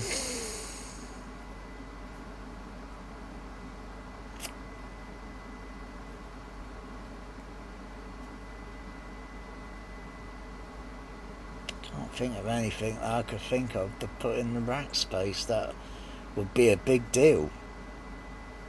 Something that's cheap, that would be a big deal. Something that's kaleidoscope, no, I'd rather take a sledgehammer to a kaleidoscope than put that piece of crap of electronic abomination into my home theatre, home cinema. And certainly not a Mad VR. I'd rather take a sledgehammer to a Mad VR and smash that to pieces. I'm not having that snob piece of garbage, even though the Trinov is a snob piece of garbage as well as the Storm Audio. It's snob garbage. Oh, fuck's sake. I really don't know what to put in the rack. Maybe just leave a space in there until I think, yeah. So, oh, maybe I could put that, what do you call it? That video thing, that video scaler that I can use on the Laserdisc. You got to fiddle around with that, you know, because it's not something that's boom. You got to fiddle around with it, get these things set up, so you go through the settings and press a button. That setting there, that one there, that one, and it does the aspect ratio adjustment and anything else. Just by a couple of switching a few buttons. How long it takes, I don't know.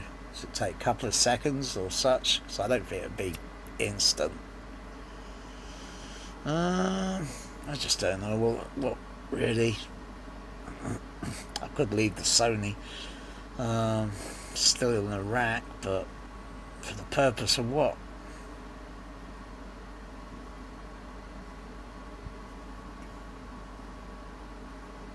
Because I gotta make a lot of adjusting, because unless I could find another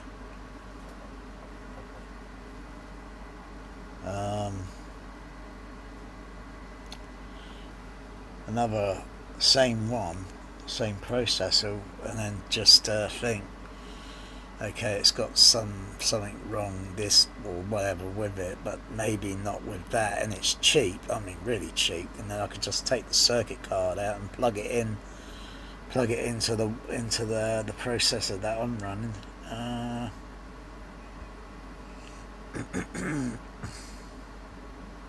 I just don't know what to do to retire that Sony. Don't know what to do with it.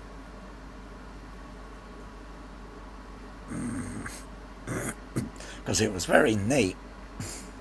Now I had it rigged up a few years ago, so when I have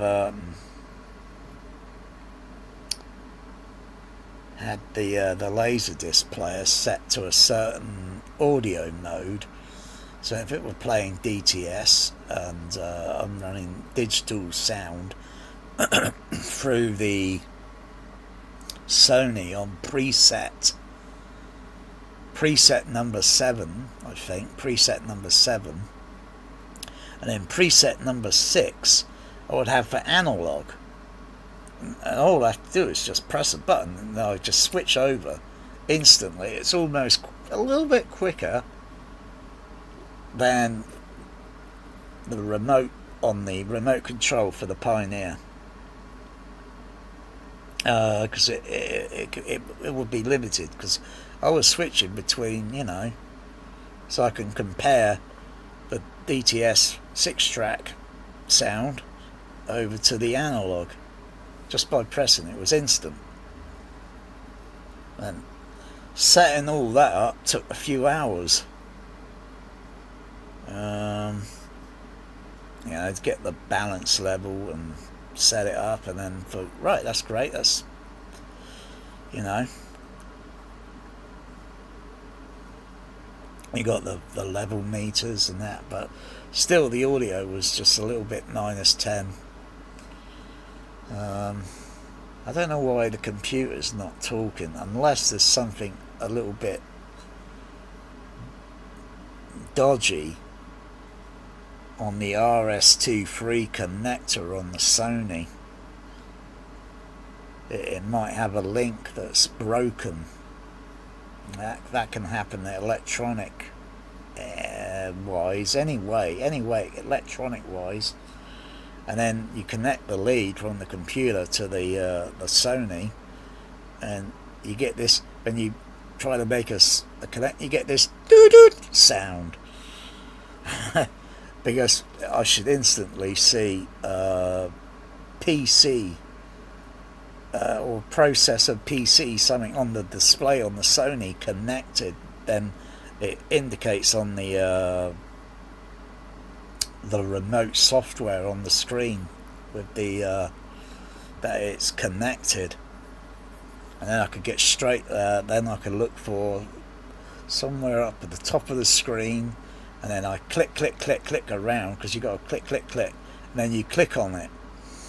It's like a little hidden Easter egg, and then I can go in, and then I can switch on and enable to turn on the 4 dBu output, which is on a relay, because I could hear the relays clicking, because they're on the same circuit. They're on the same as switching to -16, -10, plus 4 dB. If I knew where those circuits were on the schematic, if I had a schematic diagram and knew exactly where those things are located, I could probably switch it by maybe doing some soldering and put a toggle switch, so I can switch the toggle switch into, so it would force it into plus 4 dB output.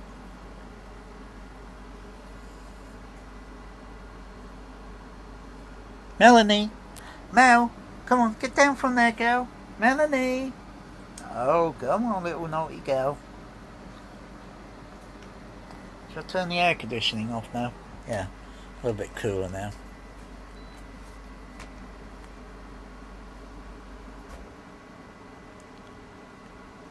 Yeah.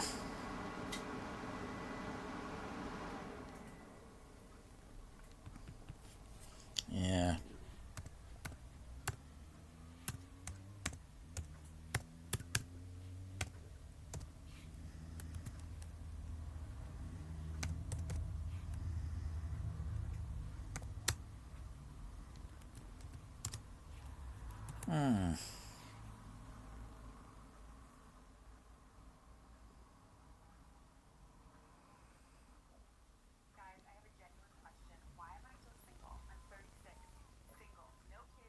You look like AI to me, so get lost. Listen up. Give me a go, no go for launch. Go. Retro. Go. Vital. We're go flight. Guidance. Guidance go. Surgeon. Go flight. Ecom. We're go flight. GNC. We're go. Tell me. Go. Control. Go flight. Procedures. Go. We're all complete. We are pitching. 13. Stand by for mode 1. Bro.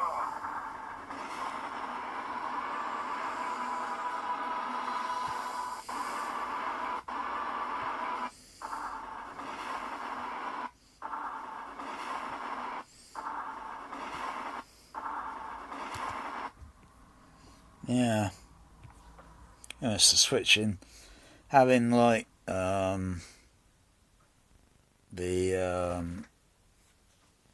think the whether it the DTS, maybe the AC3,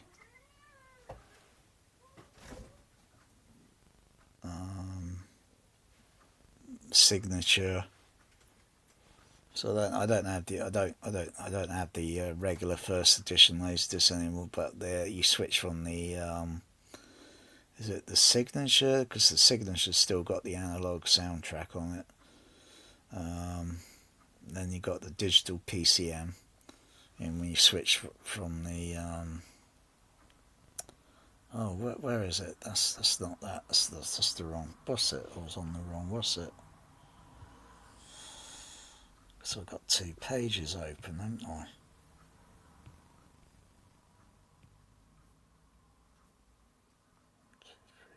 Yeah, it's that one there. Oh, I thought, you know, because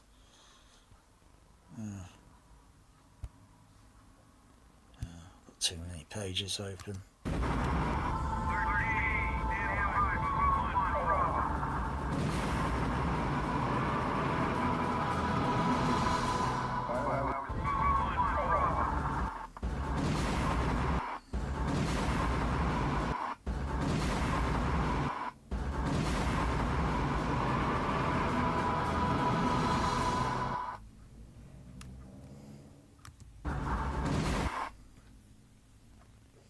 So much difference is there?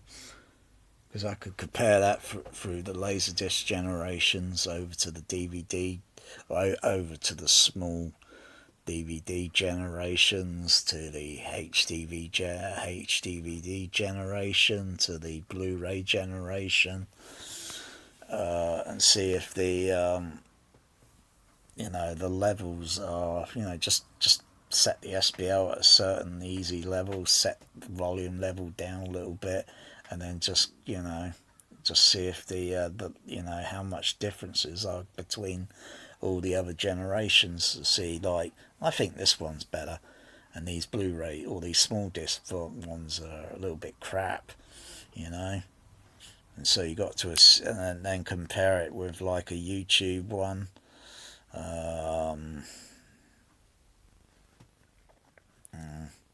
Maybe a streaming site. I don't think there's a streaming site that's got this on at the moment for free.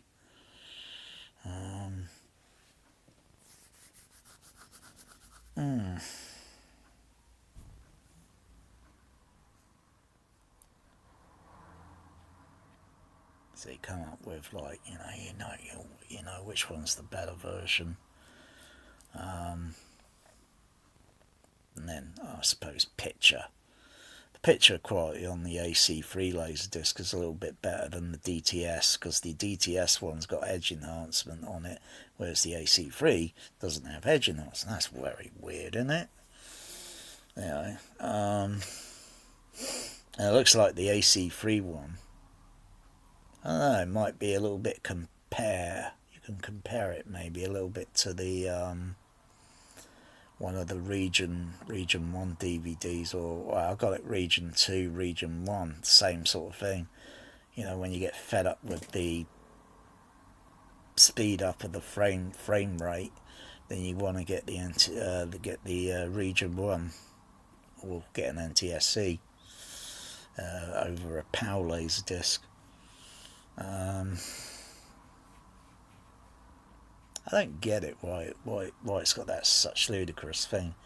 Whereas a vinyl record is, you can, when the setting is in the middle 0, that should be the normal pitch speed, and then you can go down a little lower, and then you slow the tempo of music, you slow the pitch down, and then you go back up above 0 by a tiny little bit, then the tempo speed gets a little faster.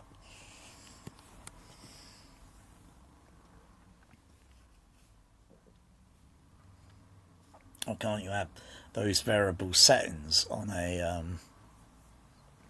I'm not sure if Technics made a CD player where it had a variable or something on it. It's a very big deck, a very large deck CD player, 1980s or 1990s, I think.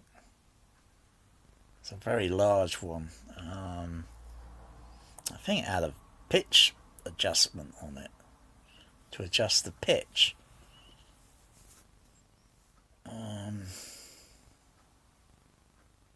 It'd be ideal if you had something like on a Laserdisc player. You can adjust the pitch,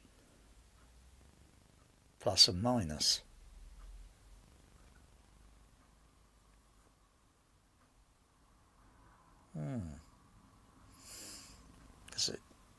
Would it be the rotation speed? And you just decelerate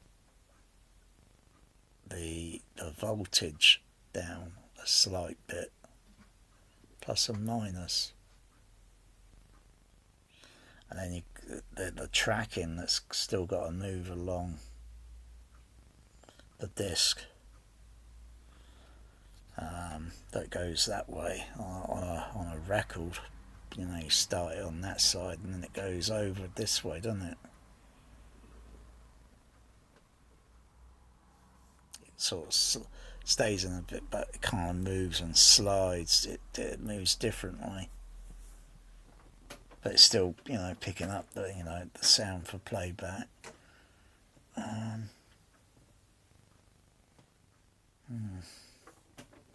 Variable pitch speed. Because projectors, actual projectors, they got, you can adjust to go a little faster or a little slower. They got some, or maybe some have an adjustment, so you adjust the frame rate.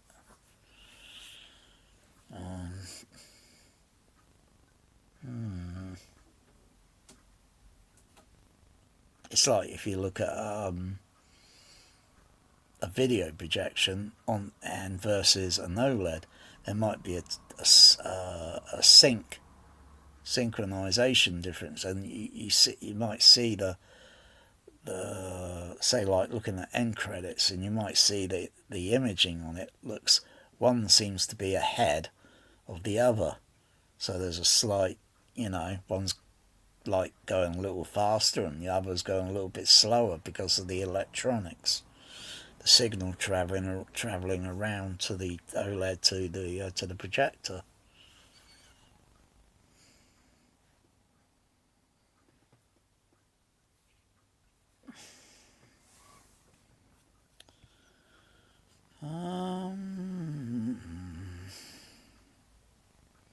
Is this picture perfect here? Is it high definition? Yeah, it's high definition. But it's a few years ago.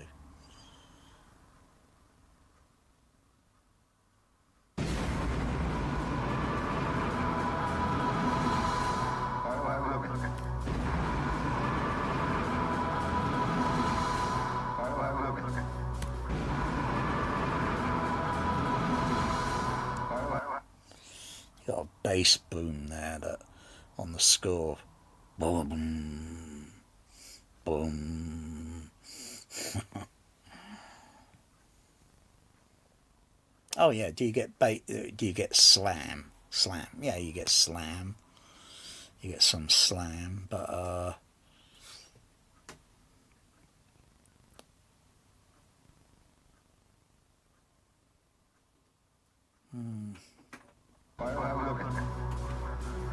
Looks good, flag right down the middle. Flag right down the middle.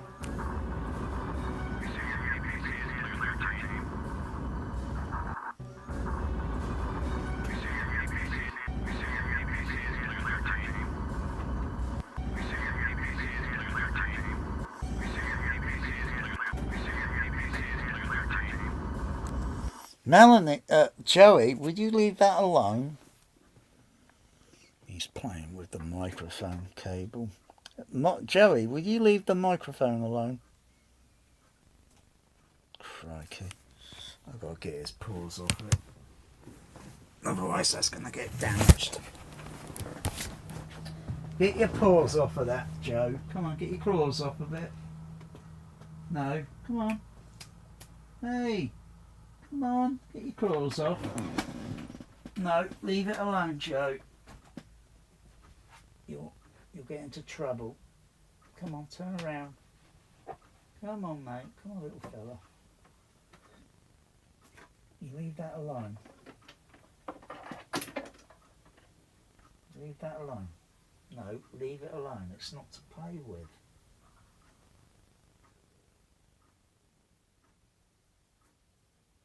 It's not to play with.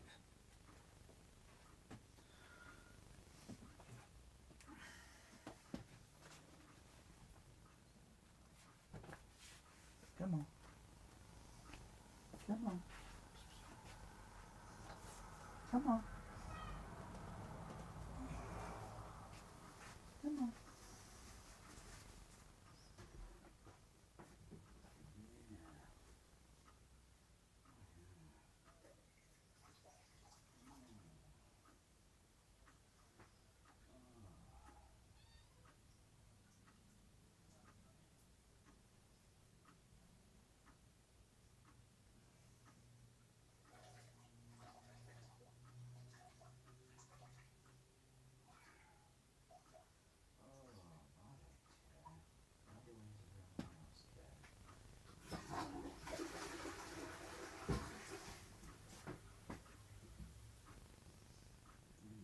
the bullshitters. Come on, Joe. Joe, come on. Joe.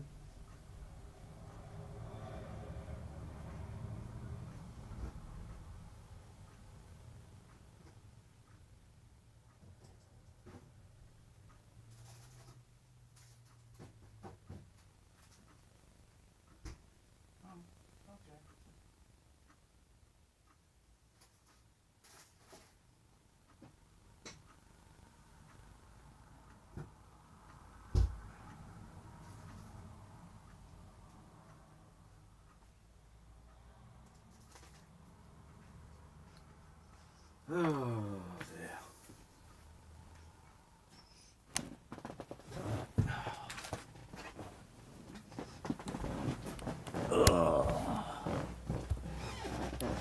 Ooh.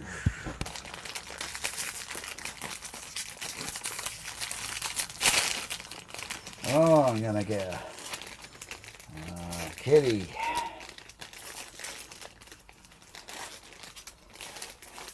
I like that sound frequency. That sound. Wow.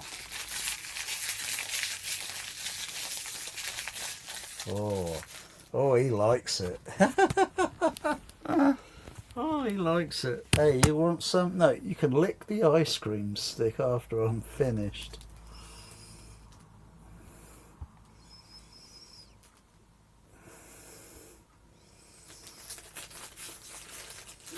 Oh, listen to that sound.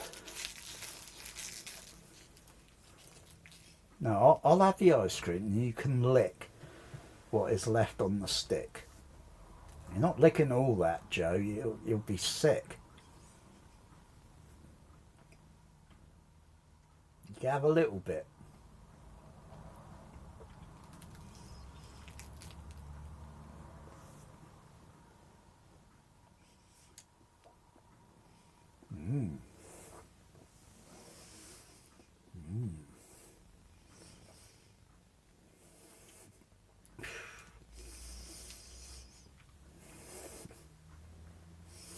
Hey, Joey, are you getting are you putting eyeliner on your eyebrow?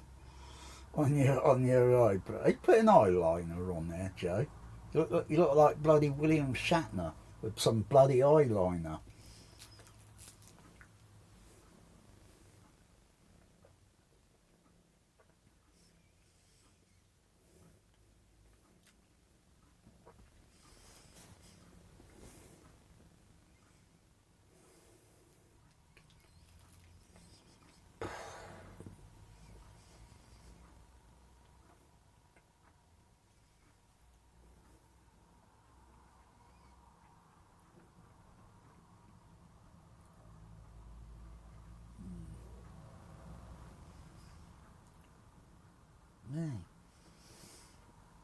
Oh, you're going to get a little bit heavy. You're still a junior cat. You're still a junior. Kitten junior. But oh yeah, feel that. I can feel that one. Oh yeah, that's good sub bass there. That's better than a 60. That's better than an Ascendo subwoofer.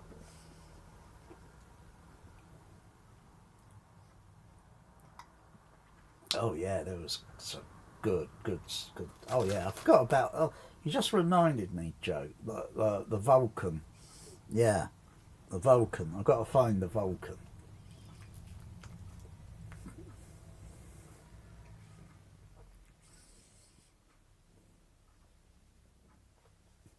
Yeah.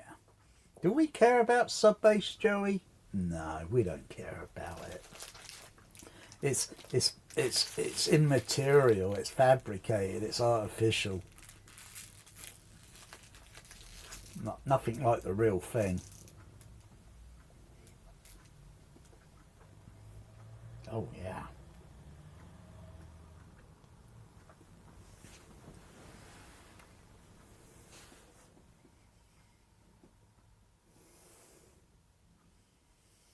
You're a little curious little fellow, aren't you?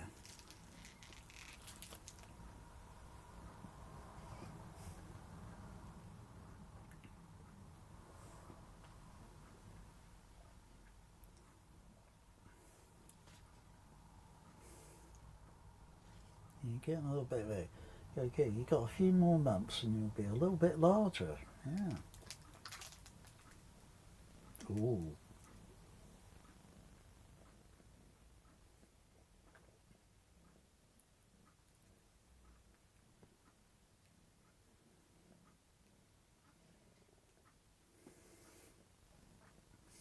I think your tail's going to be a regular. It's not going to be a big fluffy bottle brush tail.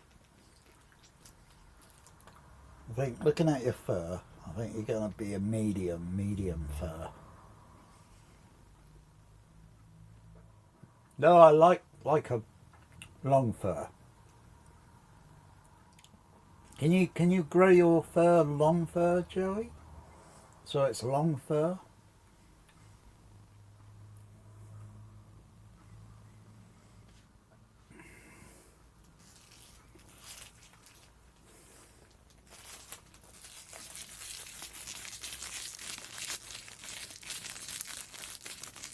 I like that sound.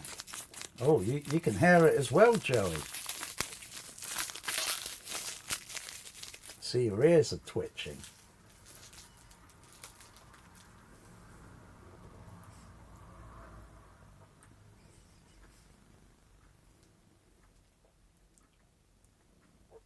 Give me a high paw.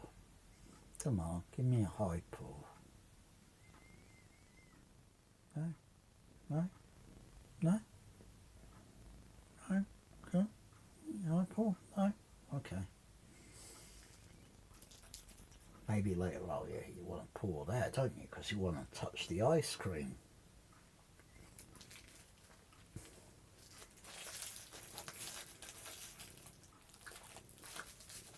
No, I'm almost finished. And you can lick the stick.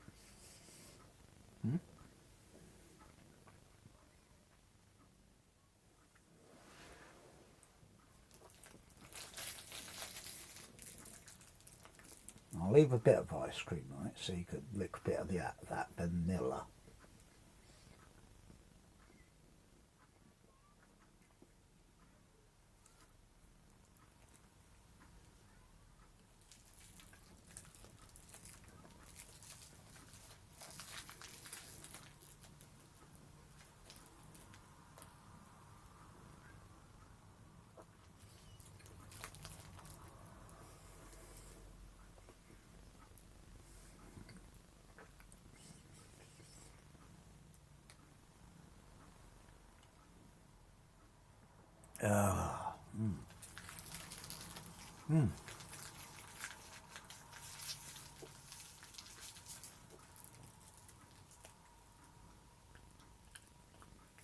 Okay.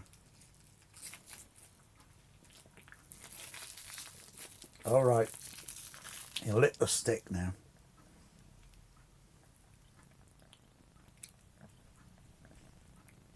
Oh yeah. A little bit bliss sweet for you.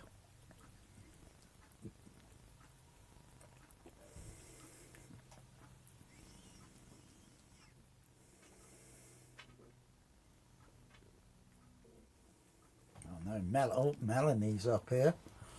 Oh, come on, Melanie wants some. Come on, Melanie. Melanie. Melanie.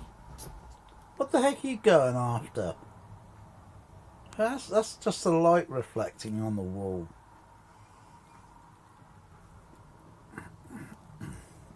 Melanie, you're missing the opportunity with the ice cream stick. Oh dear, Joey's having it. Oh yes, I like this. Oh yes.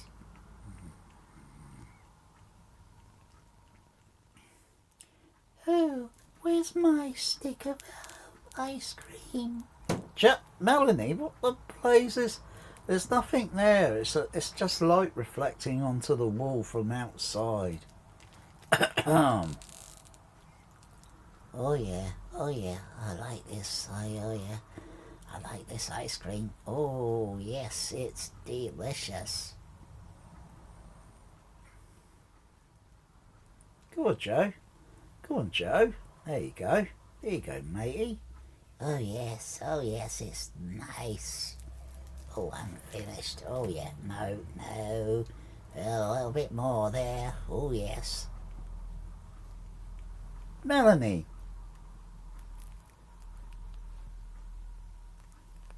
There you go. We'll lick.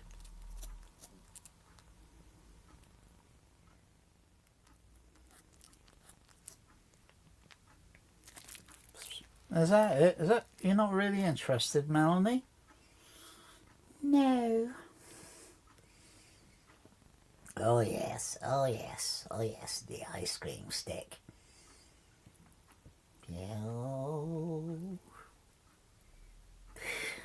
You finished with that, Joe? Yes. There you go. Kitty likes ice cream. Oh, God's sakes.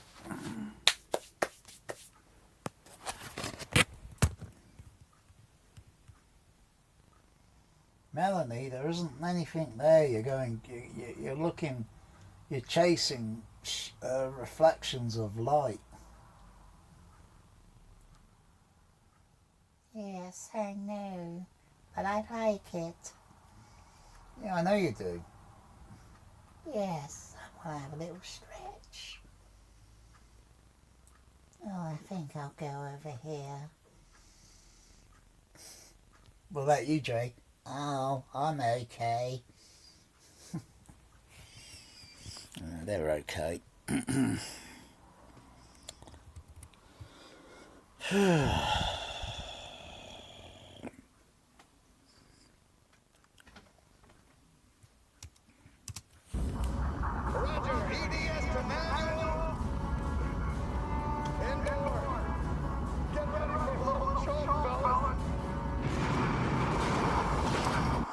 So you should get a bass slam.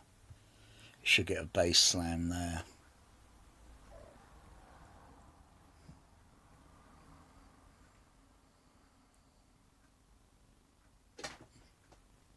Even though they're not getting a bass slam, they're just going forward. You know, the momentum of the inertia or such. You know, just getting thrown forward.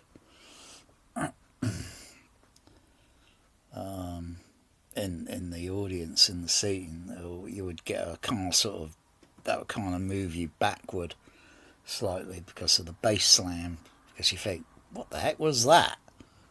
You know? And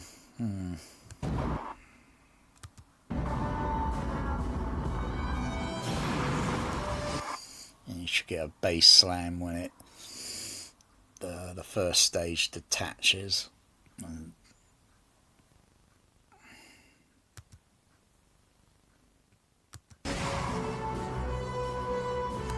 still feel that music score that's kind of directional bass across your around your body.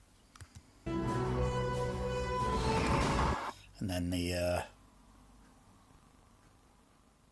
next stage firing up, you should feel that as a bass slam.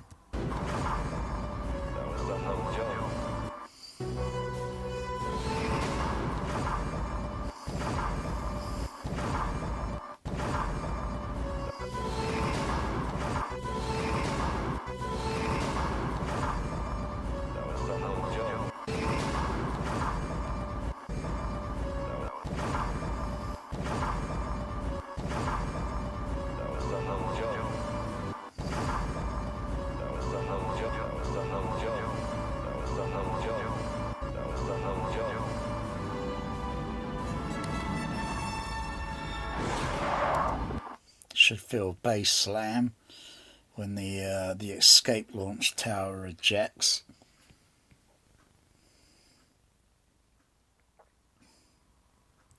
Yeah, there's a lot of bass slam going on.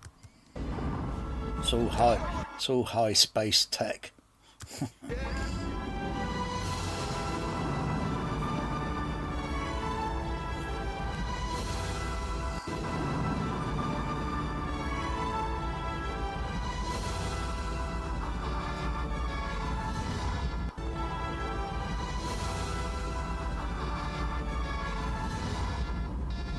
Houston, this is 13. We got a center. Houston, this is 13. We got a center engine cut off. Go on the other floor.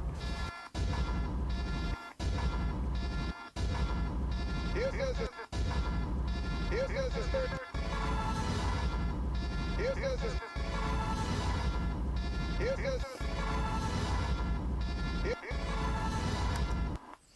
But not just getting bass slam, you should just feel a heck of a lot of vibration.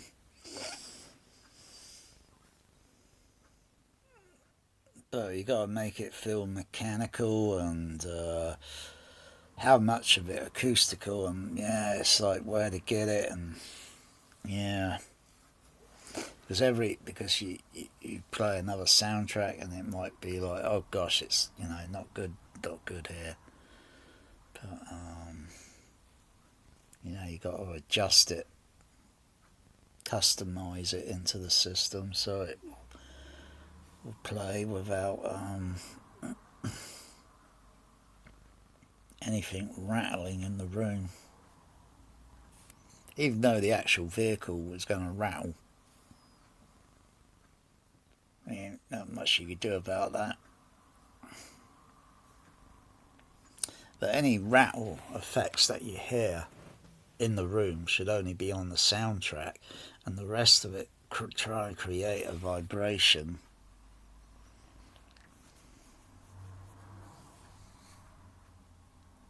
that once you set it up and you think you're satisfied,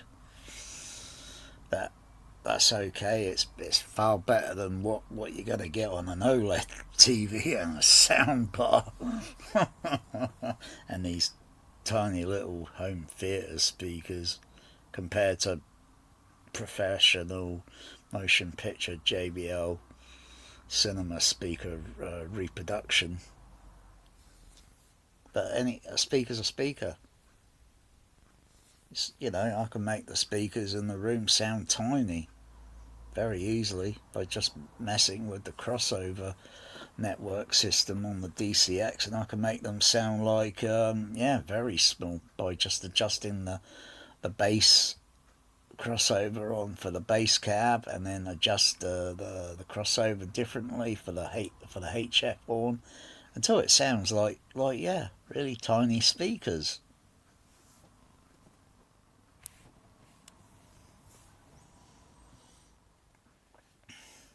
When you got all these lousy home theatre speakers that are too small, you can't really do much with that. They're useless. You might as well just throw them in the bin. That's not what George Lucas says you should be using. George Lucas says these. You don't go against the George Lucas, otherwise he'll come after you with a bloody lightsaber. Light a fire under your arse. Oh no, George, don't do that. Houston, this is 13. We got a center engine cut off. Go on the other.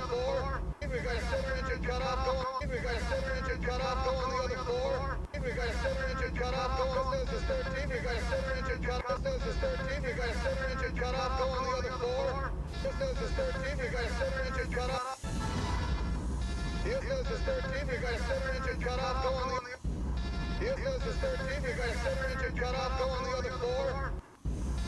Houston, this is 13. We got a center engine cut off. Go on the other floor. Houston, this is 13. We got a center engine cut off. Go on the other floor. Houston, this is 13. We got a center engine cut off. Go on the other floor. 13, we show the same. The other floor.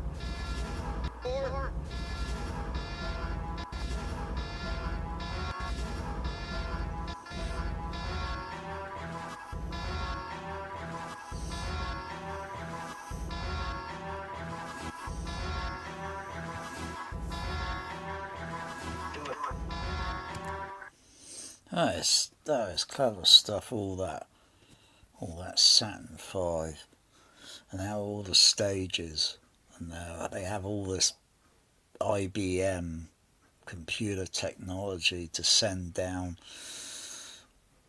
telemetry heat sensories, and also to the command module to you know, all these sensories. Flipping that. Just so you can escape the Earth's gravity pull and get up there, because going from here to up there is not easy at all. It's extremely difficult, because it's like saying that we shouldn't be leaving this ground surface. We shouldn't be going up there. There's no reason. There's nothing up there or out there for us to, you know, it's way too far away. It's well out of our lifespan reach. You want to go up there, then you got to pay the price. Or the price doesn't have a price. Doesn't have a price. Doesn't cost any money. It's the imagination and the mind that's achieved all that. Without the advanced developed mind, none of that would be achievable. But money, no. Money just divides things. It does. It's like with politics. Politicians need to be got rid of. Money needs to got rid of. Religion got rid of. Because for all we know, it might be xenomorph. The god is a xenomorph. Yeah, the bitch. Yeah, you know, get away from her, you bitch.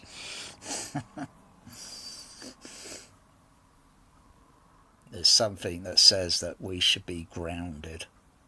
But you know, you got to get up there. It's not easy. It's not as easy as climbing up a ladder. And even if you had a ladder that was, how many miles is it? 20, 21, 25 miles until you get to the space? Is it vertical? Straight up? Otherwise you go, you curve and follow the curve of the Earth, so that when you come out, you go round. If you went straight, I think that would be, I don't know, I think that would be suicidal. Because you've got, you know, there's a lot of things to it. To shut an engine off at the right time. So you go into a circular around the Earth. If you went straight, you shut the engine off. I would imagine you're just going to carry on going straight in that direction, and you'll be in serious trouble.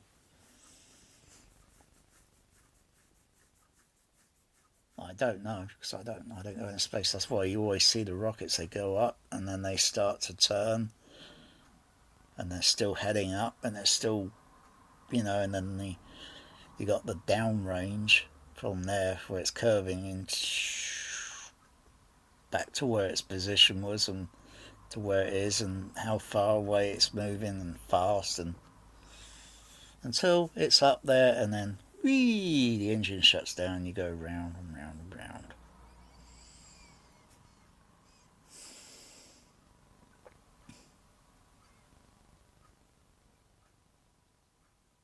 Because you got to have something on the rocket. If you went vertical, you got to have something to fire a thrust in the opposite direction to decelerate. Otherwise, you're just going to carry on going on at that same, whatever speed then you leave. You're just going to carry on going at that speed, whether it be many hundreds or 1,000 miles an hour. You're just going to carry on going on that speed forever.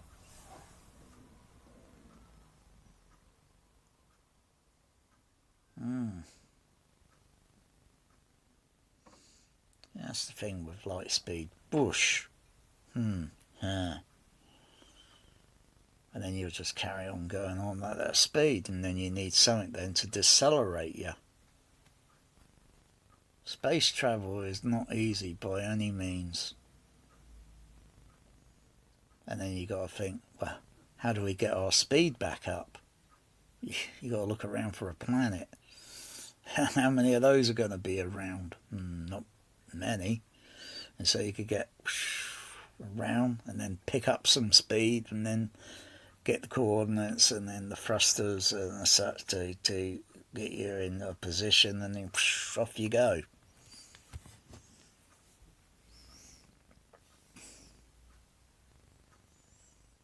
And you've got to have sensories in front of you to see what the heck is in front of you, because you could smash right into it. You didn't see it and you boom, you have a collision. I say, slowing down again. Fuel in space travel and such is very precious. Very precious. Once you've depleted all that fuel, that's it. You're screwed.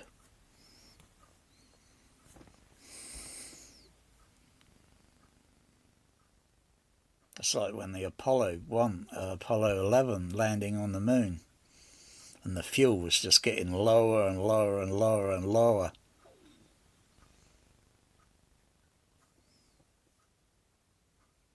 It's like if you play that, even if you play that video game, it's like a video game. You got like a lunar thing, and you try and land it and such, and and you get so much time with the using the fuel, and then if you don't, the game's over. Yeah.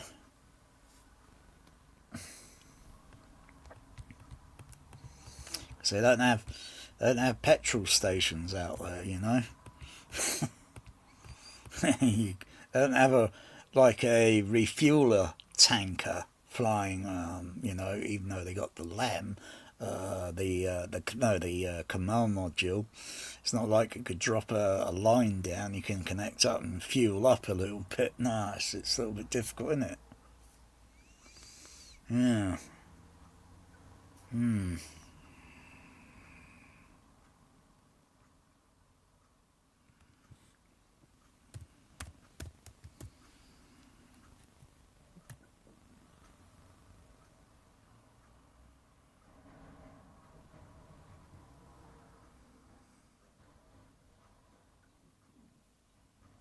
Asian girls with good English and real intentions for a long-term relationship.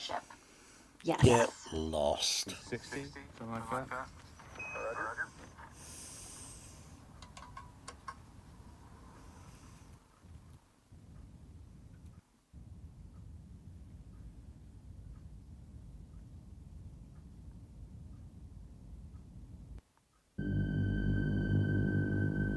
Hey.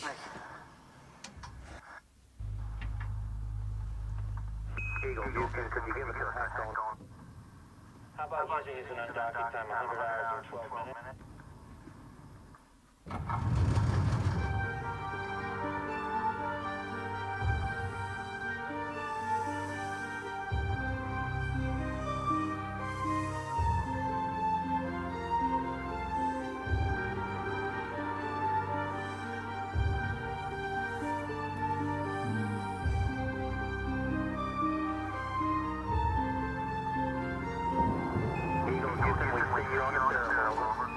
The Eagle is undocked. The Eagle has wings.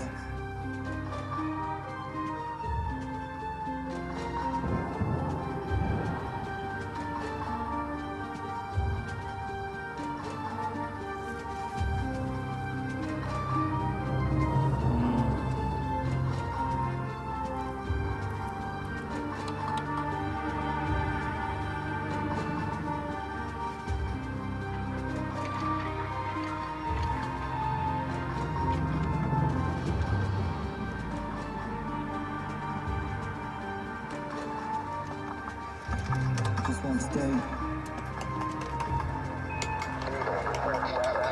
What to tell them about that?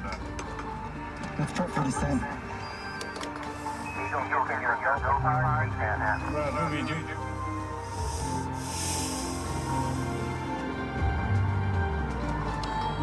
Altitude lights on. We don't have radar data.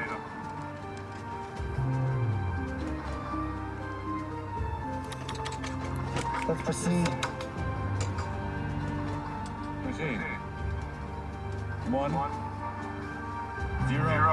Ignition.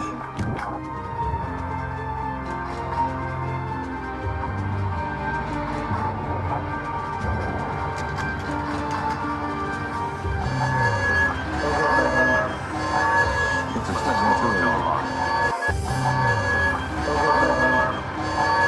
It's expecting 2 alarm. It's expecting 2 alarm. Houston, give us a Roger, we got we're going at alarm.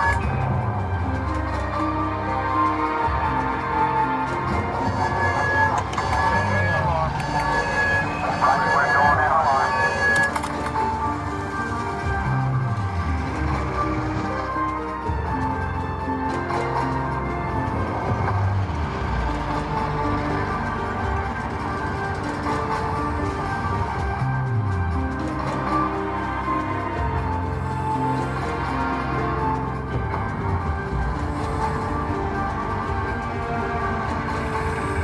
Okay, 3000. No, God, we stand there.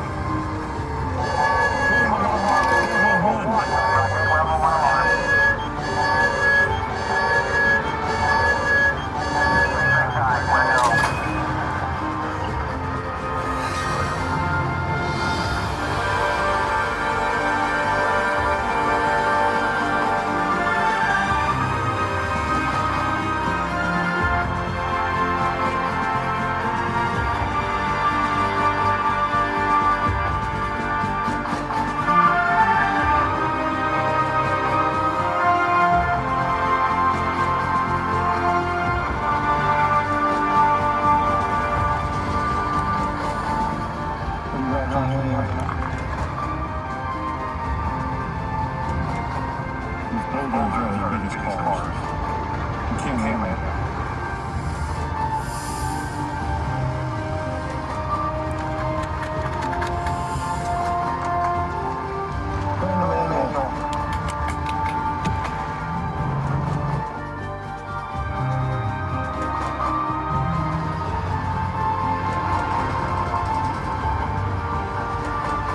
Feet down to 30. Watch your fuel. 330. 300 feet down to 3.5.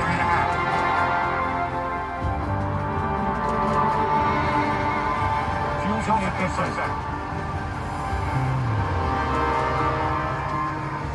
Radar's flight to surface again. 160 feet, 6.5 down. 5.5 down, 9 forward.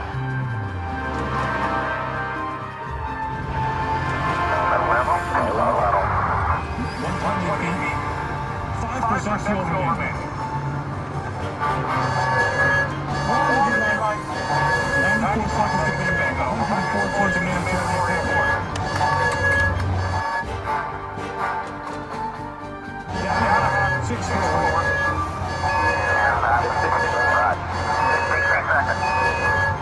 40 feet down 2.5.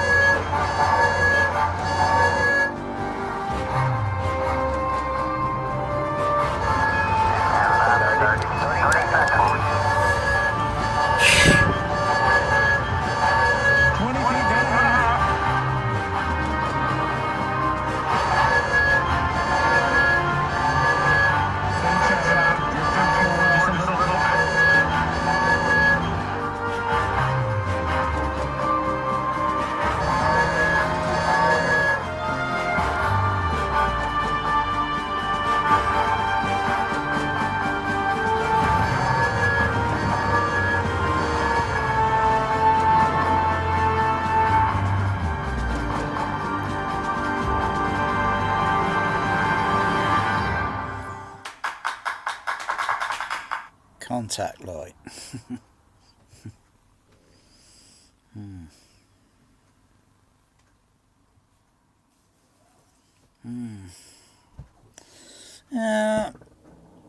There's only a couple of scenes in that movie that are kind of like really, like you say, oh, is this demo? You know?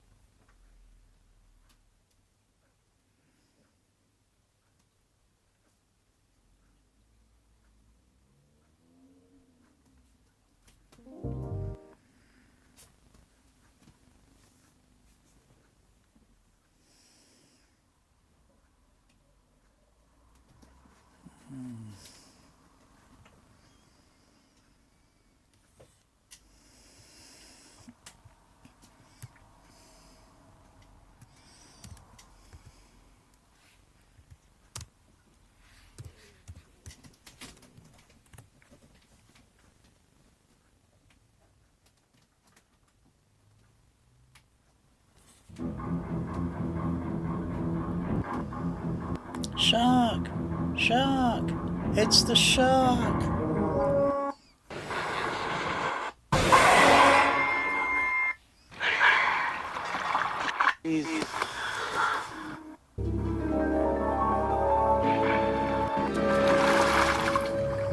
Low bass. Dum, dum, dum, dum, dum.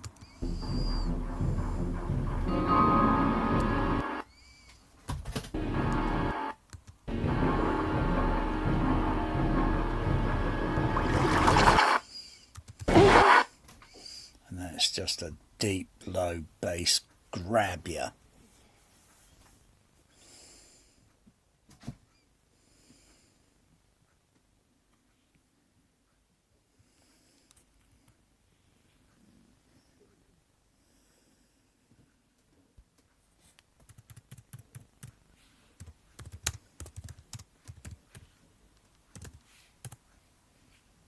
Oh no, not shake. Shark. Do they have that scene, do they? In the pool, it's the shark, it's the shark. Is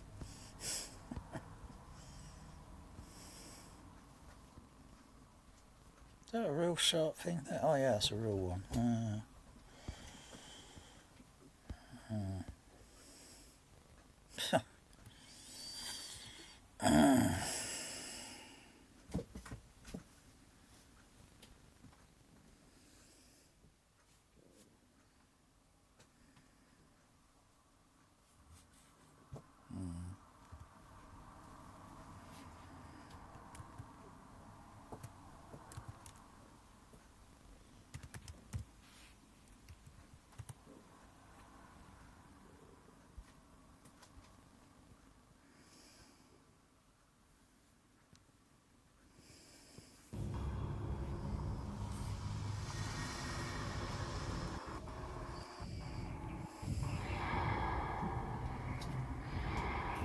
Got deep bass.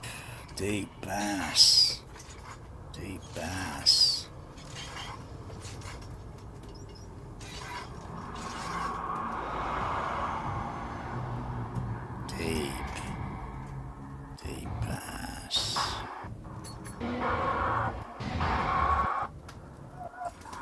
I thought weapons were forbidden on this planet. Doesn't sound like a proper one, so they have a dialogue pan there. Yeah, yes. It's getting the first edition DVD. First edition, because the other DVD editions were a little bit botched up. I don't know what they're doing, but why they're botching it, I don't know. I think they're doing it on purpose so they can milk it.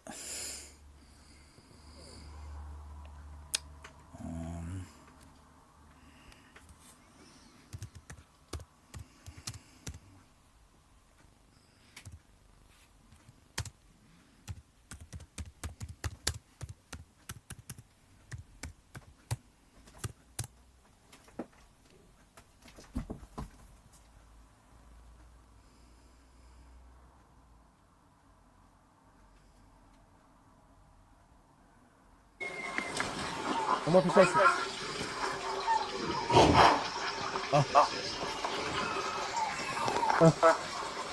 Oh.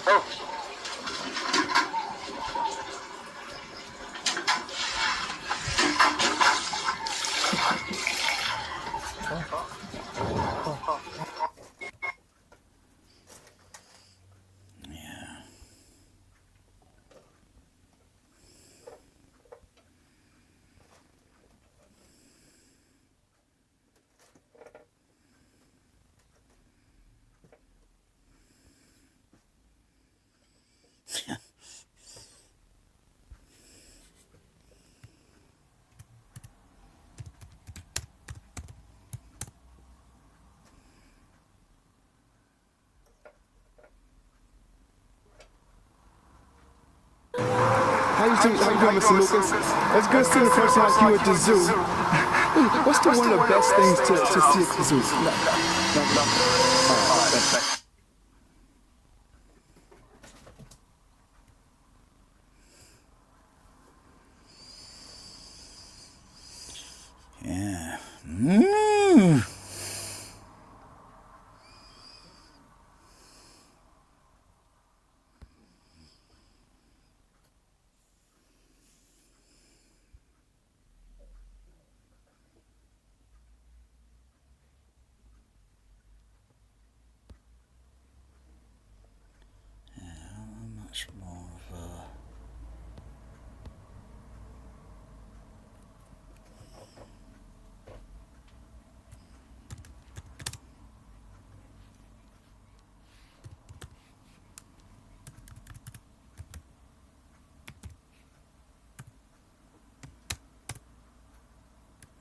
What's that?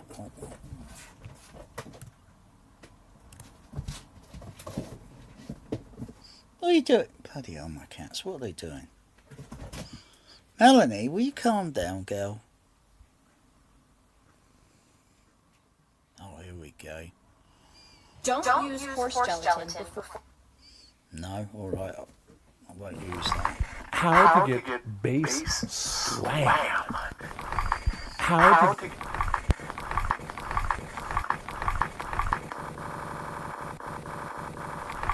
How to get bass slam.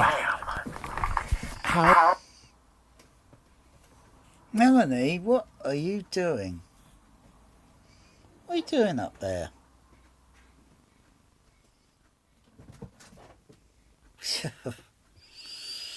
I might give you two another 10 minutes and you'll calm down.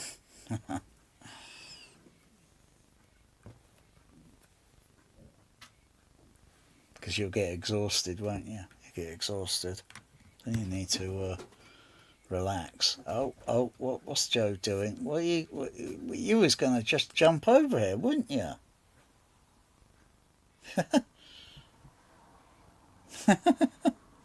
What are you going to do? Jump over? Would you have botched that up? How to get bass slam. Yes. Slam. Slam. Slam. Slam.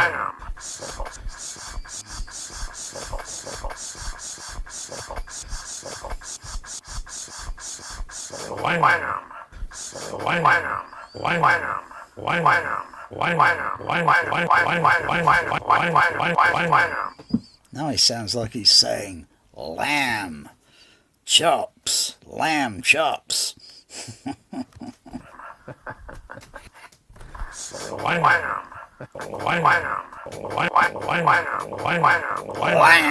Lamb chops. All right, this question comes to us from Barry in Adelaide, Australia. And he writes, "Hi, Paul. I'm using a REL Studio 3 subwoofer with my Rado D3 main speakers." Wow, that's some good stuff, man. I'm running the REL, as you have recommended, off the speaker outputs from my Griffin Diablo 300 integrated amp. Dude, you got some nice stuff here. The problem is that though I get plenty of low bass, the system is missing the bass slam and clarity, which... No, it's there. It's just you've got to target it, I think. You've got to target. You've got to range it. Mess with the crossover settings. Which should accompany the sound. Play with the crossover settings or adjust the crossover settings until you notice the frequency where it's kind of moving and shifting, because it might be a little bit near to the floor, it might be near to the ceiling. You got to target the sound of certain instruments, say when a percussionist strikes a large drum. I've experimented with speaker positioning and the crossover settings in the REL, but it's just not happening. Yeah, that's a problem. Yeah, I mean, here we are in our little speaker area. Just you all know we're working on new speakers, and Chris, our speaker designer, has created. This is what the this is what's called an SLA, a stereo lithographic. Anyway, it's just it's fake. But that's where the tweeter goes in the mid-range, and there's going to be this little horn loading. It's pretty cool. We're going to do some testing on it. So look, here, the bottom line sounds like it's made of metal. Is this. You're not getting bass slam from the subwoofer. Okay? So don't even think about it. The bass slam, the transient impact of a woofer, comes from your rados. That comes from the main speaker. So if we were to turn off the subwoofer altogether, it would not or should not affect the slam that we're looking at. So now that we know... I don't think that's entirely true, because most crossovers on subs can only go up to a certain range, whereas I can adjust it almost up to full range. So I can Yeah, I could get bass slam from the subs. But the rest of the frequency that would be on there might be above 120. So you put some bass extension into it and then adjust the crossover to go up a little bit higher.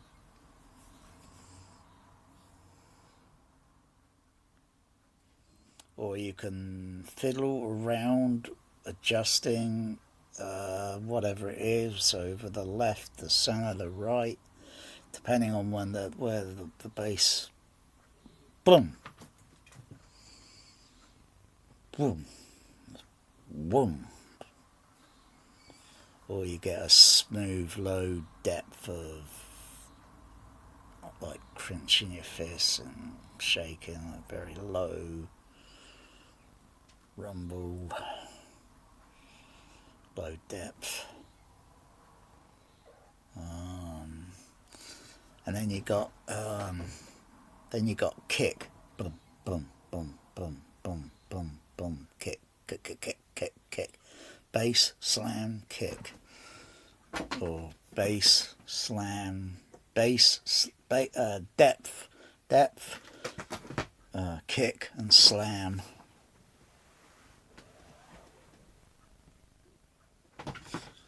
What are you doing, my kitty cats? What are you doing? Are you going to calm down, kitty cats? Well, what are you doing? What are you doing up there? Are you going to calm down, Joe? Are you going to calm down? You're a hyperactive kitty cat, aren't you? You're hyperactive, aren't you? Yeah. Oh, look at Mel. Look at Mel. Oh, yeah. Look at Mel. Oh, yes, I am very hyperactive. Melanie, calm down. What? Joe is calming down. You're the female. Come on. You're after Joey, aren't you? Yeah, I know. Yeah. Know that so what you're going to have to do is figure out a way to move the rados themselves. So here's what I would do, given you're going to stick with that speaker. Turn the subwoofer off. Start playing something that you know should have slam. Your example was a percussive piece. Okay? So let's say you got something where boom, boom, boom, something's being whacked on. Put that little snippet on repeat. I know it's going to take a little bit of time, but put that on repeat. And from your listening chair to your speakers and back, walk slowly, listening for that slam that you're looking for. Because there will be a place in the room where whatever the radios are giving you for slam, that will sound the best right there at that point in the room. Standing waves. That's what it gets down to, standing waves. Where, oh, yeah, but why is it not reached? So it's like, how to move and target and get that signal to, because if it was getting 20 meters away from the screen, 20 meters is a heck of a distance. No home theatre, a home cinema room has got a length of 20 meters, plus the rest of the auditorium, the length. Oh yeah, if it's reaching up to that, that's pretty clever. That's pretty state of the JBL THX art.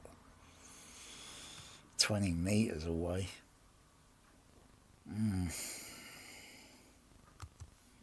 Now, you got a couple of choices. When you find that place, you'll have a couple of choices. You can either move your seat to that if it's not too close or too far away from the speaker, or you can start doing the opposite, knowing what you're listening for with your listening position. Now that you know what you're listening for, start moving the speakers closer and farther away until you hear what you're looking for in that slam. It's about the best it's going to come from setting those rados up, and there's not much else you can do about it. But that's going to be the trick. That's basically what you're going to have to do. All right? Well, good luck with that. I think you can get there. They're really good speakers. Yeah. Where's another bass slam?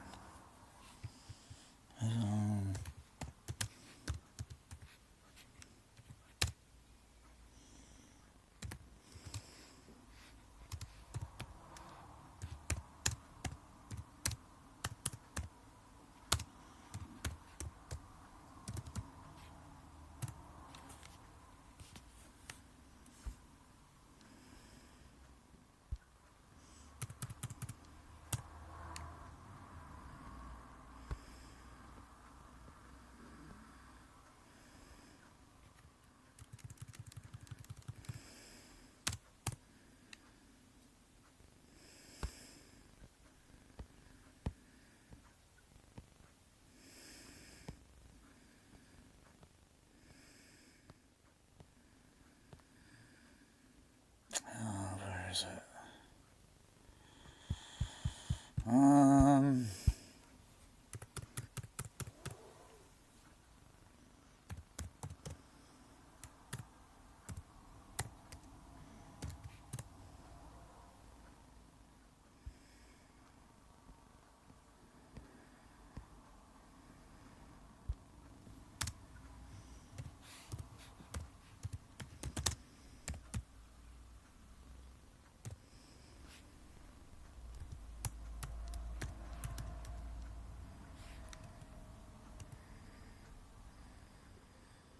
Oh yeah, it's this thing there, isn't it? Yeah.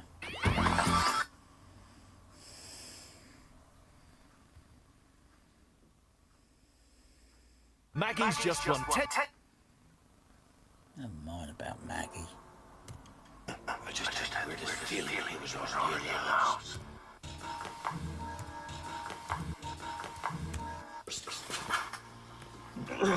Excuse me. Pop the top. One of yours. This is his favorite drink. He's on stakeout.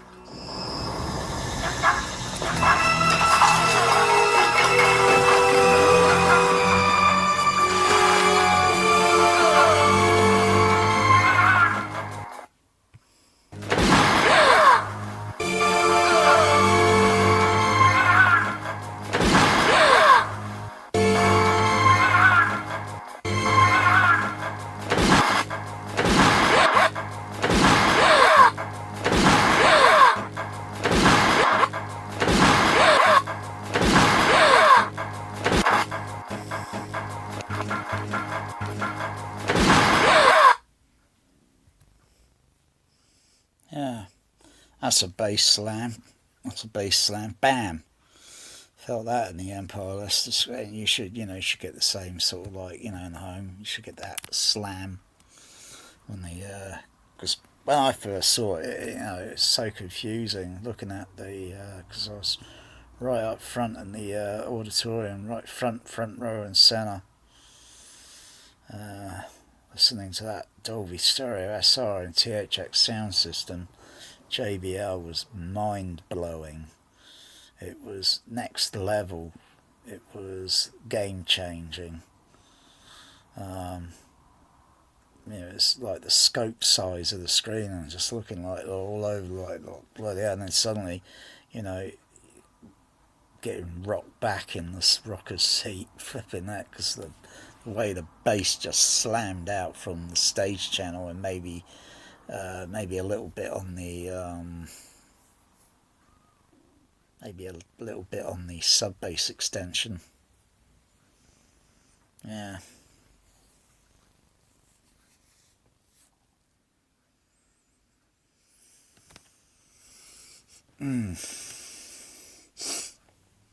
There's differences in the variables of the laser disc between the digital and the analog track. Again, there's slight variables in the frequency response.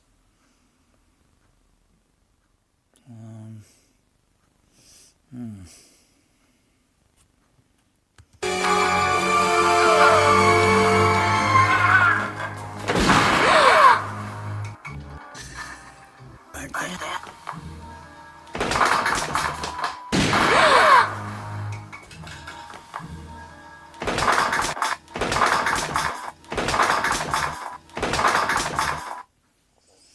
You know, when you get the guy falling on the floor, the Foley, you feel a deep, low boom. Totally exaggerated again because the camera is looking down at the whole thing. If that were taking place in reality in a room, you wouldn't feel this stupid low-end bass. That's only movie Fantasyland where you feel that sort of thing in the soundtrack. But it makes the scene kind of eerie. Yeah. Piece of shit.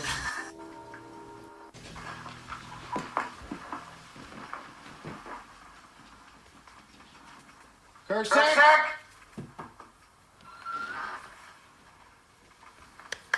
Kursak! Kursak!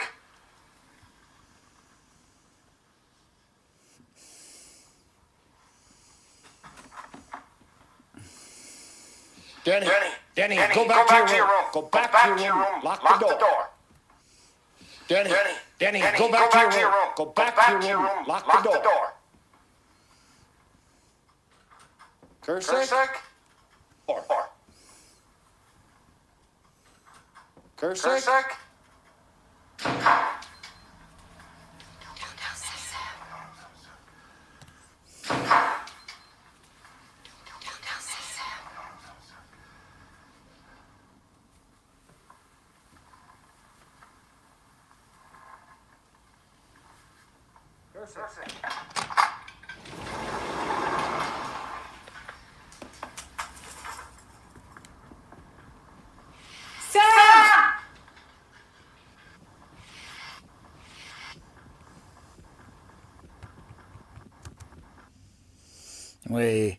We hear him running around outside. You hear the Foley on that sort of low end, very boom, boom, boom, boom, boom, boom, bit bloody exaggerated, but damn, sounds like a bloody Tyrannosaurus Rex running around outside with that Foley on that Foley sound. Yeah, you feel that, crikey. But not bass slam. You just feel it in the low end. You feel like, wow. Yeah.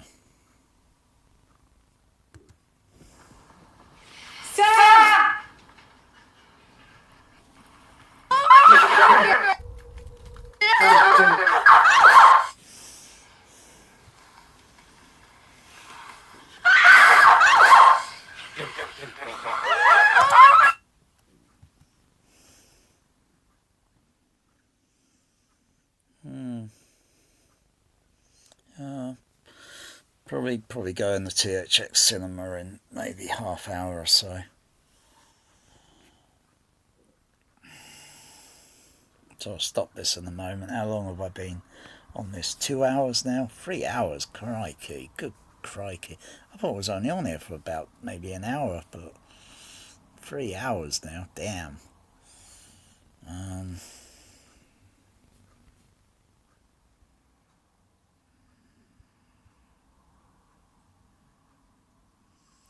You feel a lot of bass slam in a lot of things.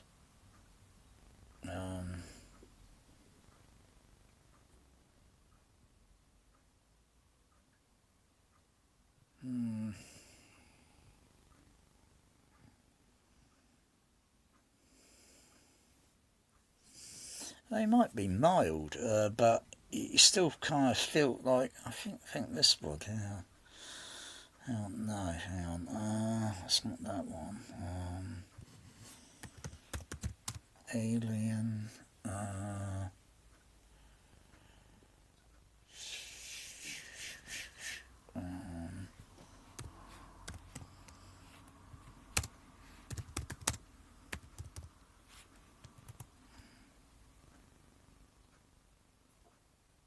wonder if it's this one there.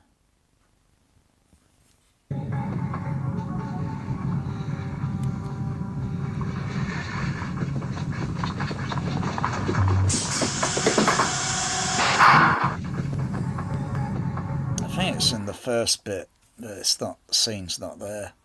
It's where the door closes and it makes a kind of boom, boom sound frequency. I don't know why doors do that, but they weird in space, aren't they?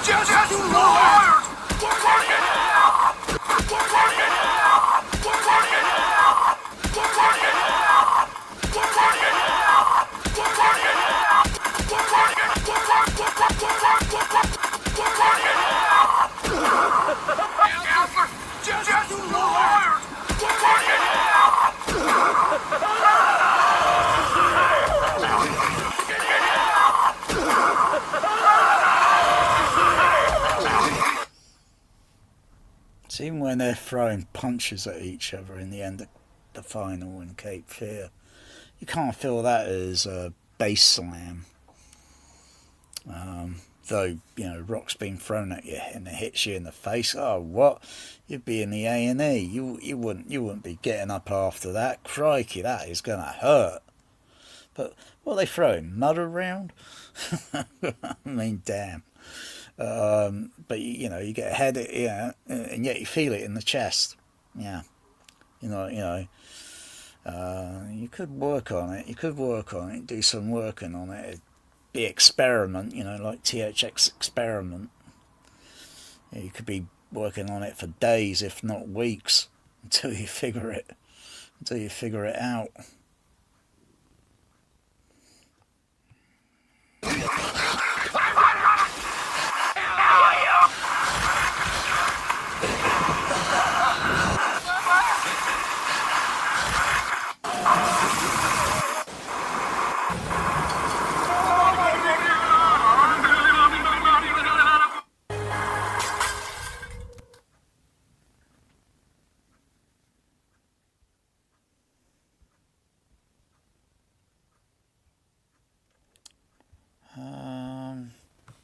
Just trying to think somewhere else.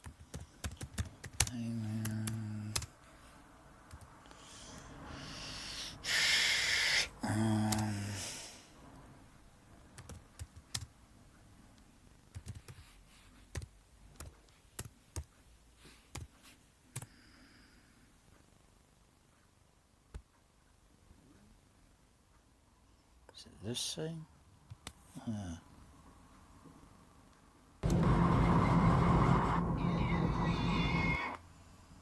Man, what's going on with this?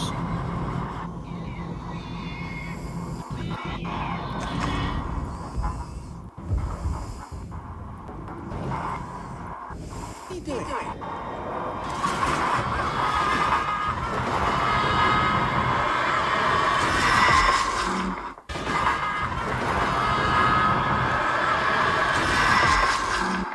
That's a kind of bass slam.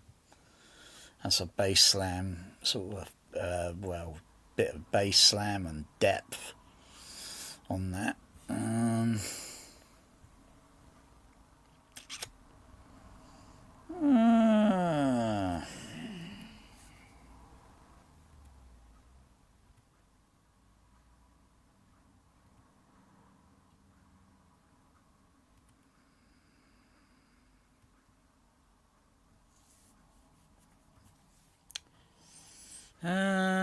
Where else? Bass slam. Chest slam. Bass slam, chest slam. Oh, what we got here? Above 120 IQ, stop.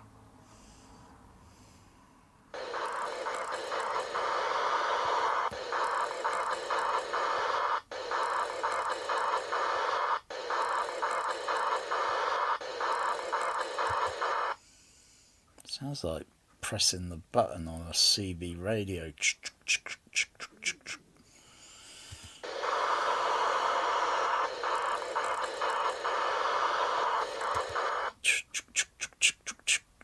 That sounds like a CB radio.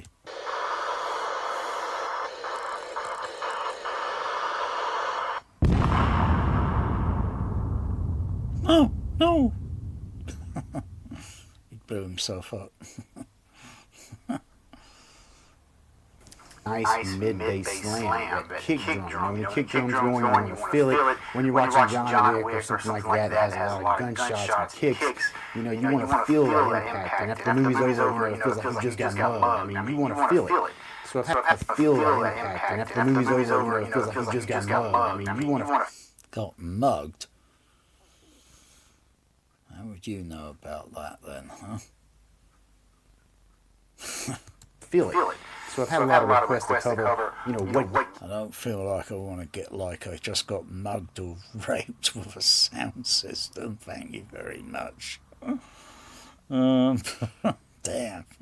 Gives you that, and what doesn't give you that, or what's the cause for not having that, which is actually the bigger question. Why don't you have that? So if you watched episode 7, I do remember we covered this. Now, episode 7 was about BBQ Wizard and setting up your subs, aligning your subs, and using EQ. And I recommended using a house curve. And this is where we discussed very briefly mid-bass slam, getting that kick. And we also talked about loudness compensation software, like dynamic EQ, which is what Odyssey has. And Yamaha has another version that's similar called WiPo Volume. And basically what these do, they're a living software, like dynamic EQ, which is what Odyssey has. And Yamaha has another version that's similar called WiPo Volume. And basically what these do, they're a living or like a moving house curve, and the further you are from reference, the more compensation they add. And it just has to do with the way that we perceive low frequencies, and it makes it sound natural, and it gives us that little bit of kick we need. But we need to look at a little bit more than just using loudness compensation, because a lot of people are missing that kick, and there's a reason they're missing that kick, and that's what we really need to get into. And as well as, where is that kick? That's also a very, very big one. A lot of people are confused as to where that kick belongs. Where is it? Is it in the subs? Is it above the crossover to the subs? I mean, where does it live?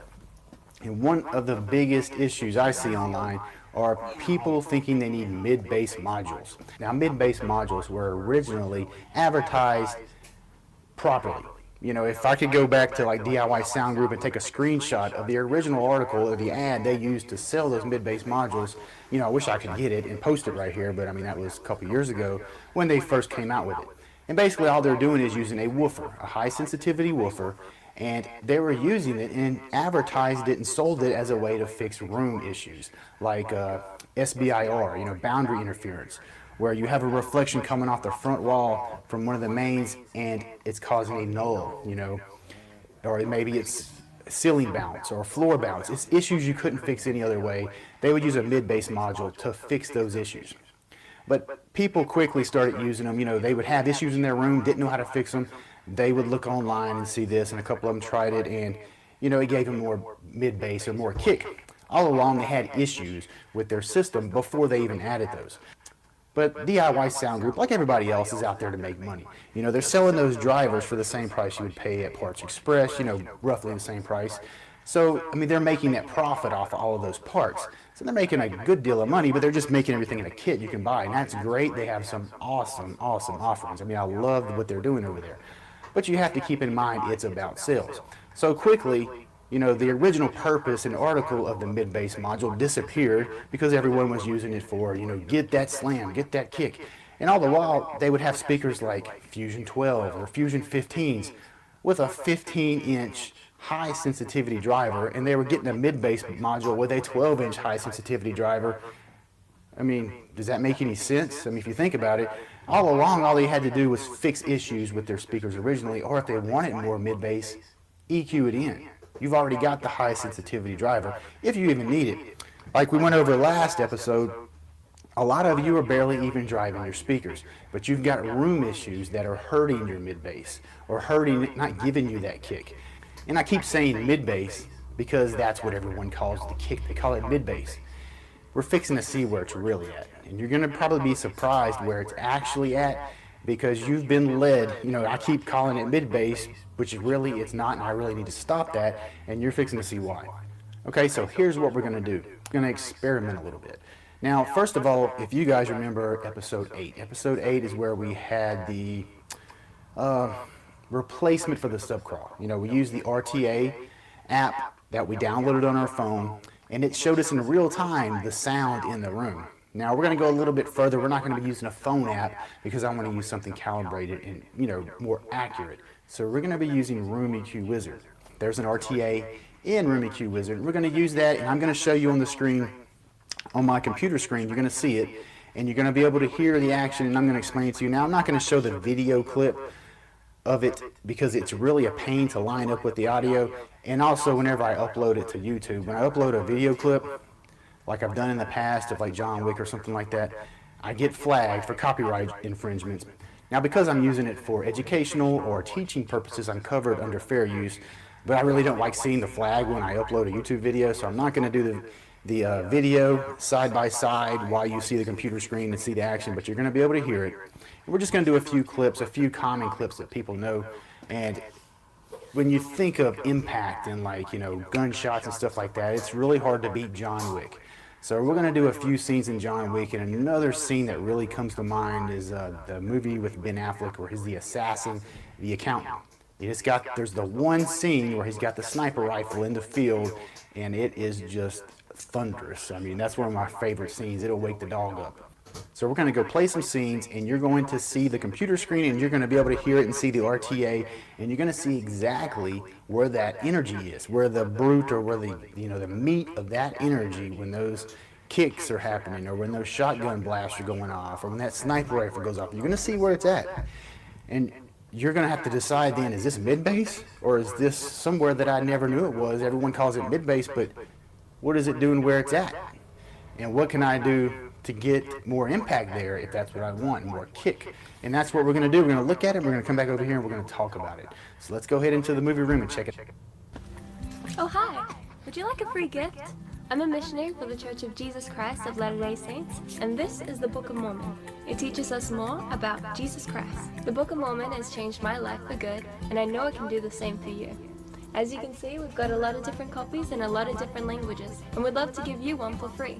If you would like a free copy of the Book of Mormon, click on the link down below to have missionaries like me deliver one to your home with a short message about Jesus Christ. Bye! It's plastered all over bloody YouTube. Well, you know what you could do with that Book of Righteous Mormon book? You can shove it up your ass. Engaging high-speed tossing. This isn't from a big studio. I made this myself from a rough. It's a fucking AI video. Alright guys, so here we are at REW. Now if you're doing this at home and you want to see, you know, what a specific movie, where its impact's at, just don't forget, if you haven't watched episode 7, then maybe you don't know this. If you have watched it, you should remember this. But we're going to go up here to preferences. Make sure your U-mic is set for the input device, and make sure you load your CAL file. So once that's done, you're ready to start recording or start listening to what's happening in the room. So for this, we're going to use RTA. And I've already been on here, that's why you see some stuff. Alright, when we hit this record button, it's going to start recording. But before we do that, we need to make sure our limits are set up. You know, here we have 10 hertz. That's the lowest I'm going to be recording. I'm going to record all the way up to 600 hertz so we can see well above the subwoofer range or the bass range, just to kind of see how this bass range is going to compare to everything else. So that's why I'm going out to 600. And then my top and bottom, I just have that set to, you know, try to get everything that we're going to be listening to in this window. Then we'll hit apply settings. Bump that down a little bit. Okay, when we hit record, it's going to start listening to what's happening in the room. When we hit reset, it's going to reset everything that we've measured up to that point. Now the red line is going to be our maxes, and we're going to see a black line. It's basically like pushing the red line up to get all the maxes, and the black line is going to be the real time, what's happening right now, and the red will be your max. And when we hit the reset, it's going to, of course, reset the red. So let's hit record. And okay, actually reset itself at the time. Now we are going to be watching John Wick just because there's so many scenes with lots of very popular chest kick. I mean, this movie is just riddled with it. It's just everywhere. Lots and lots of just very impactful bass. So we're going to see where this bass is at.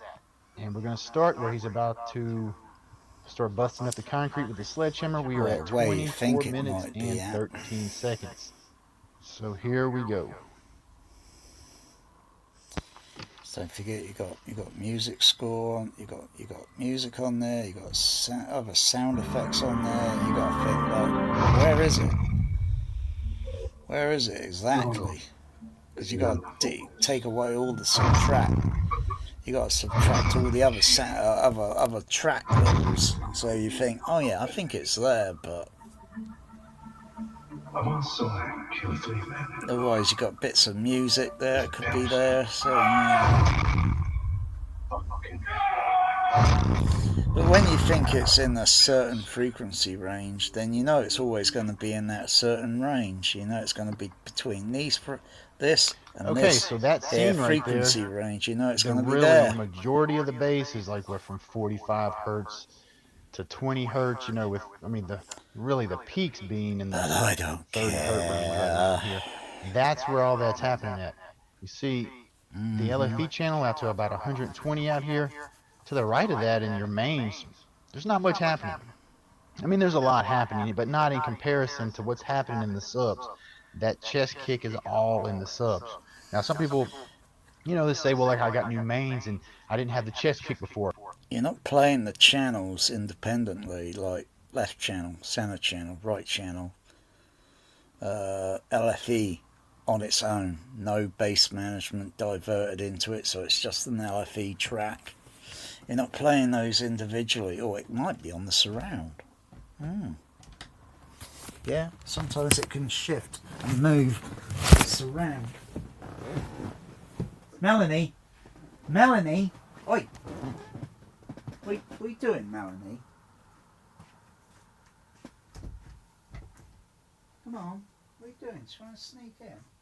What's going on here, Mel? Come on.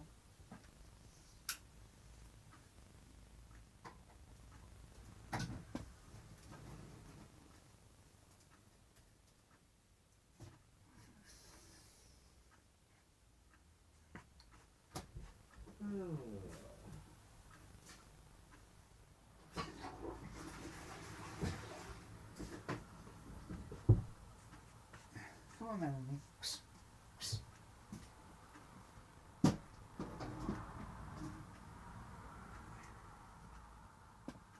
Come, Melanie. Melanie.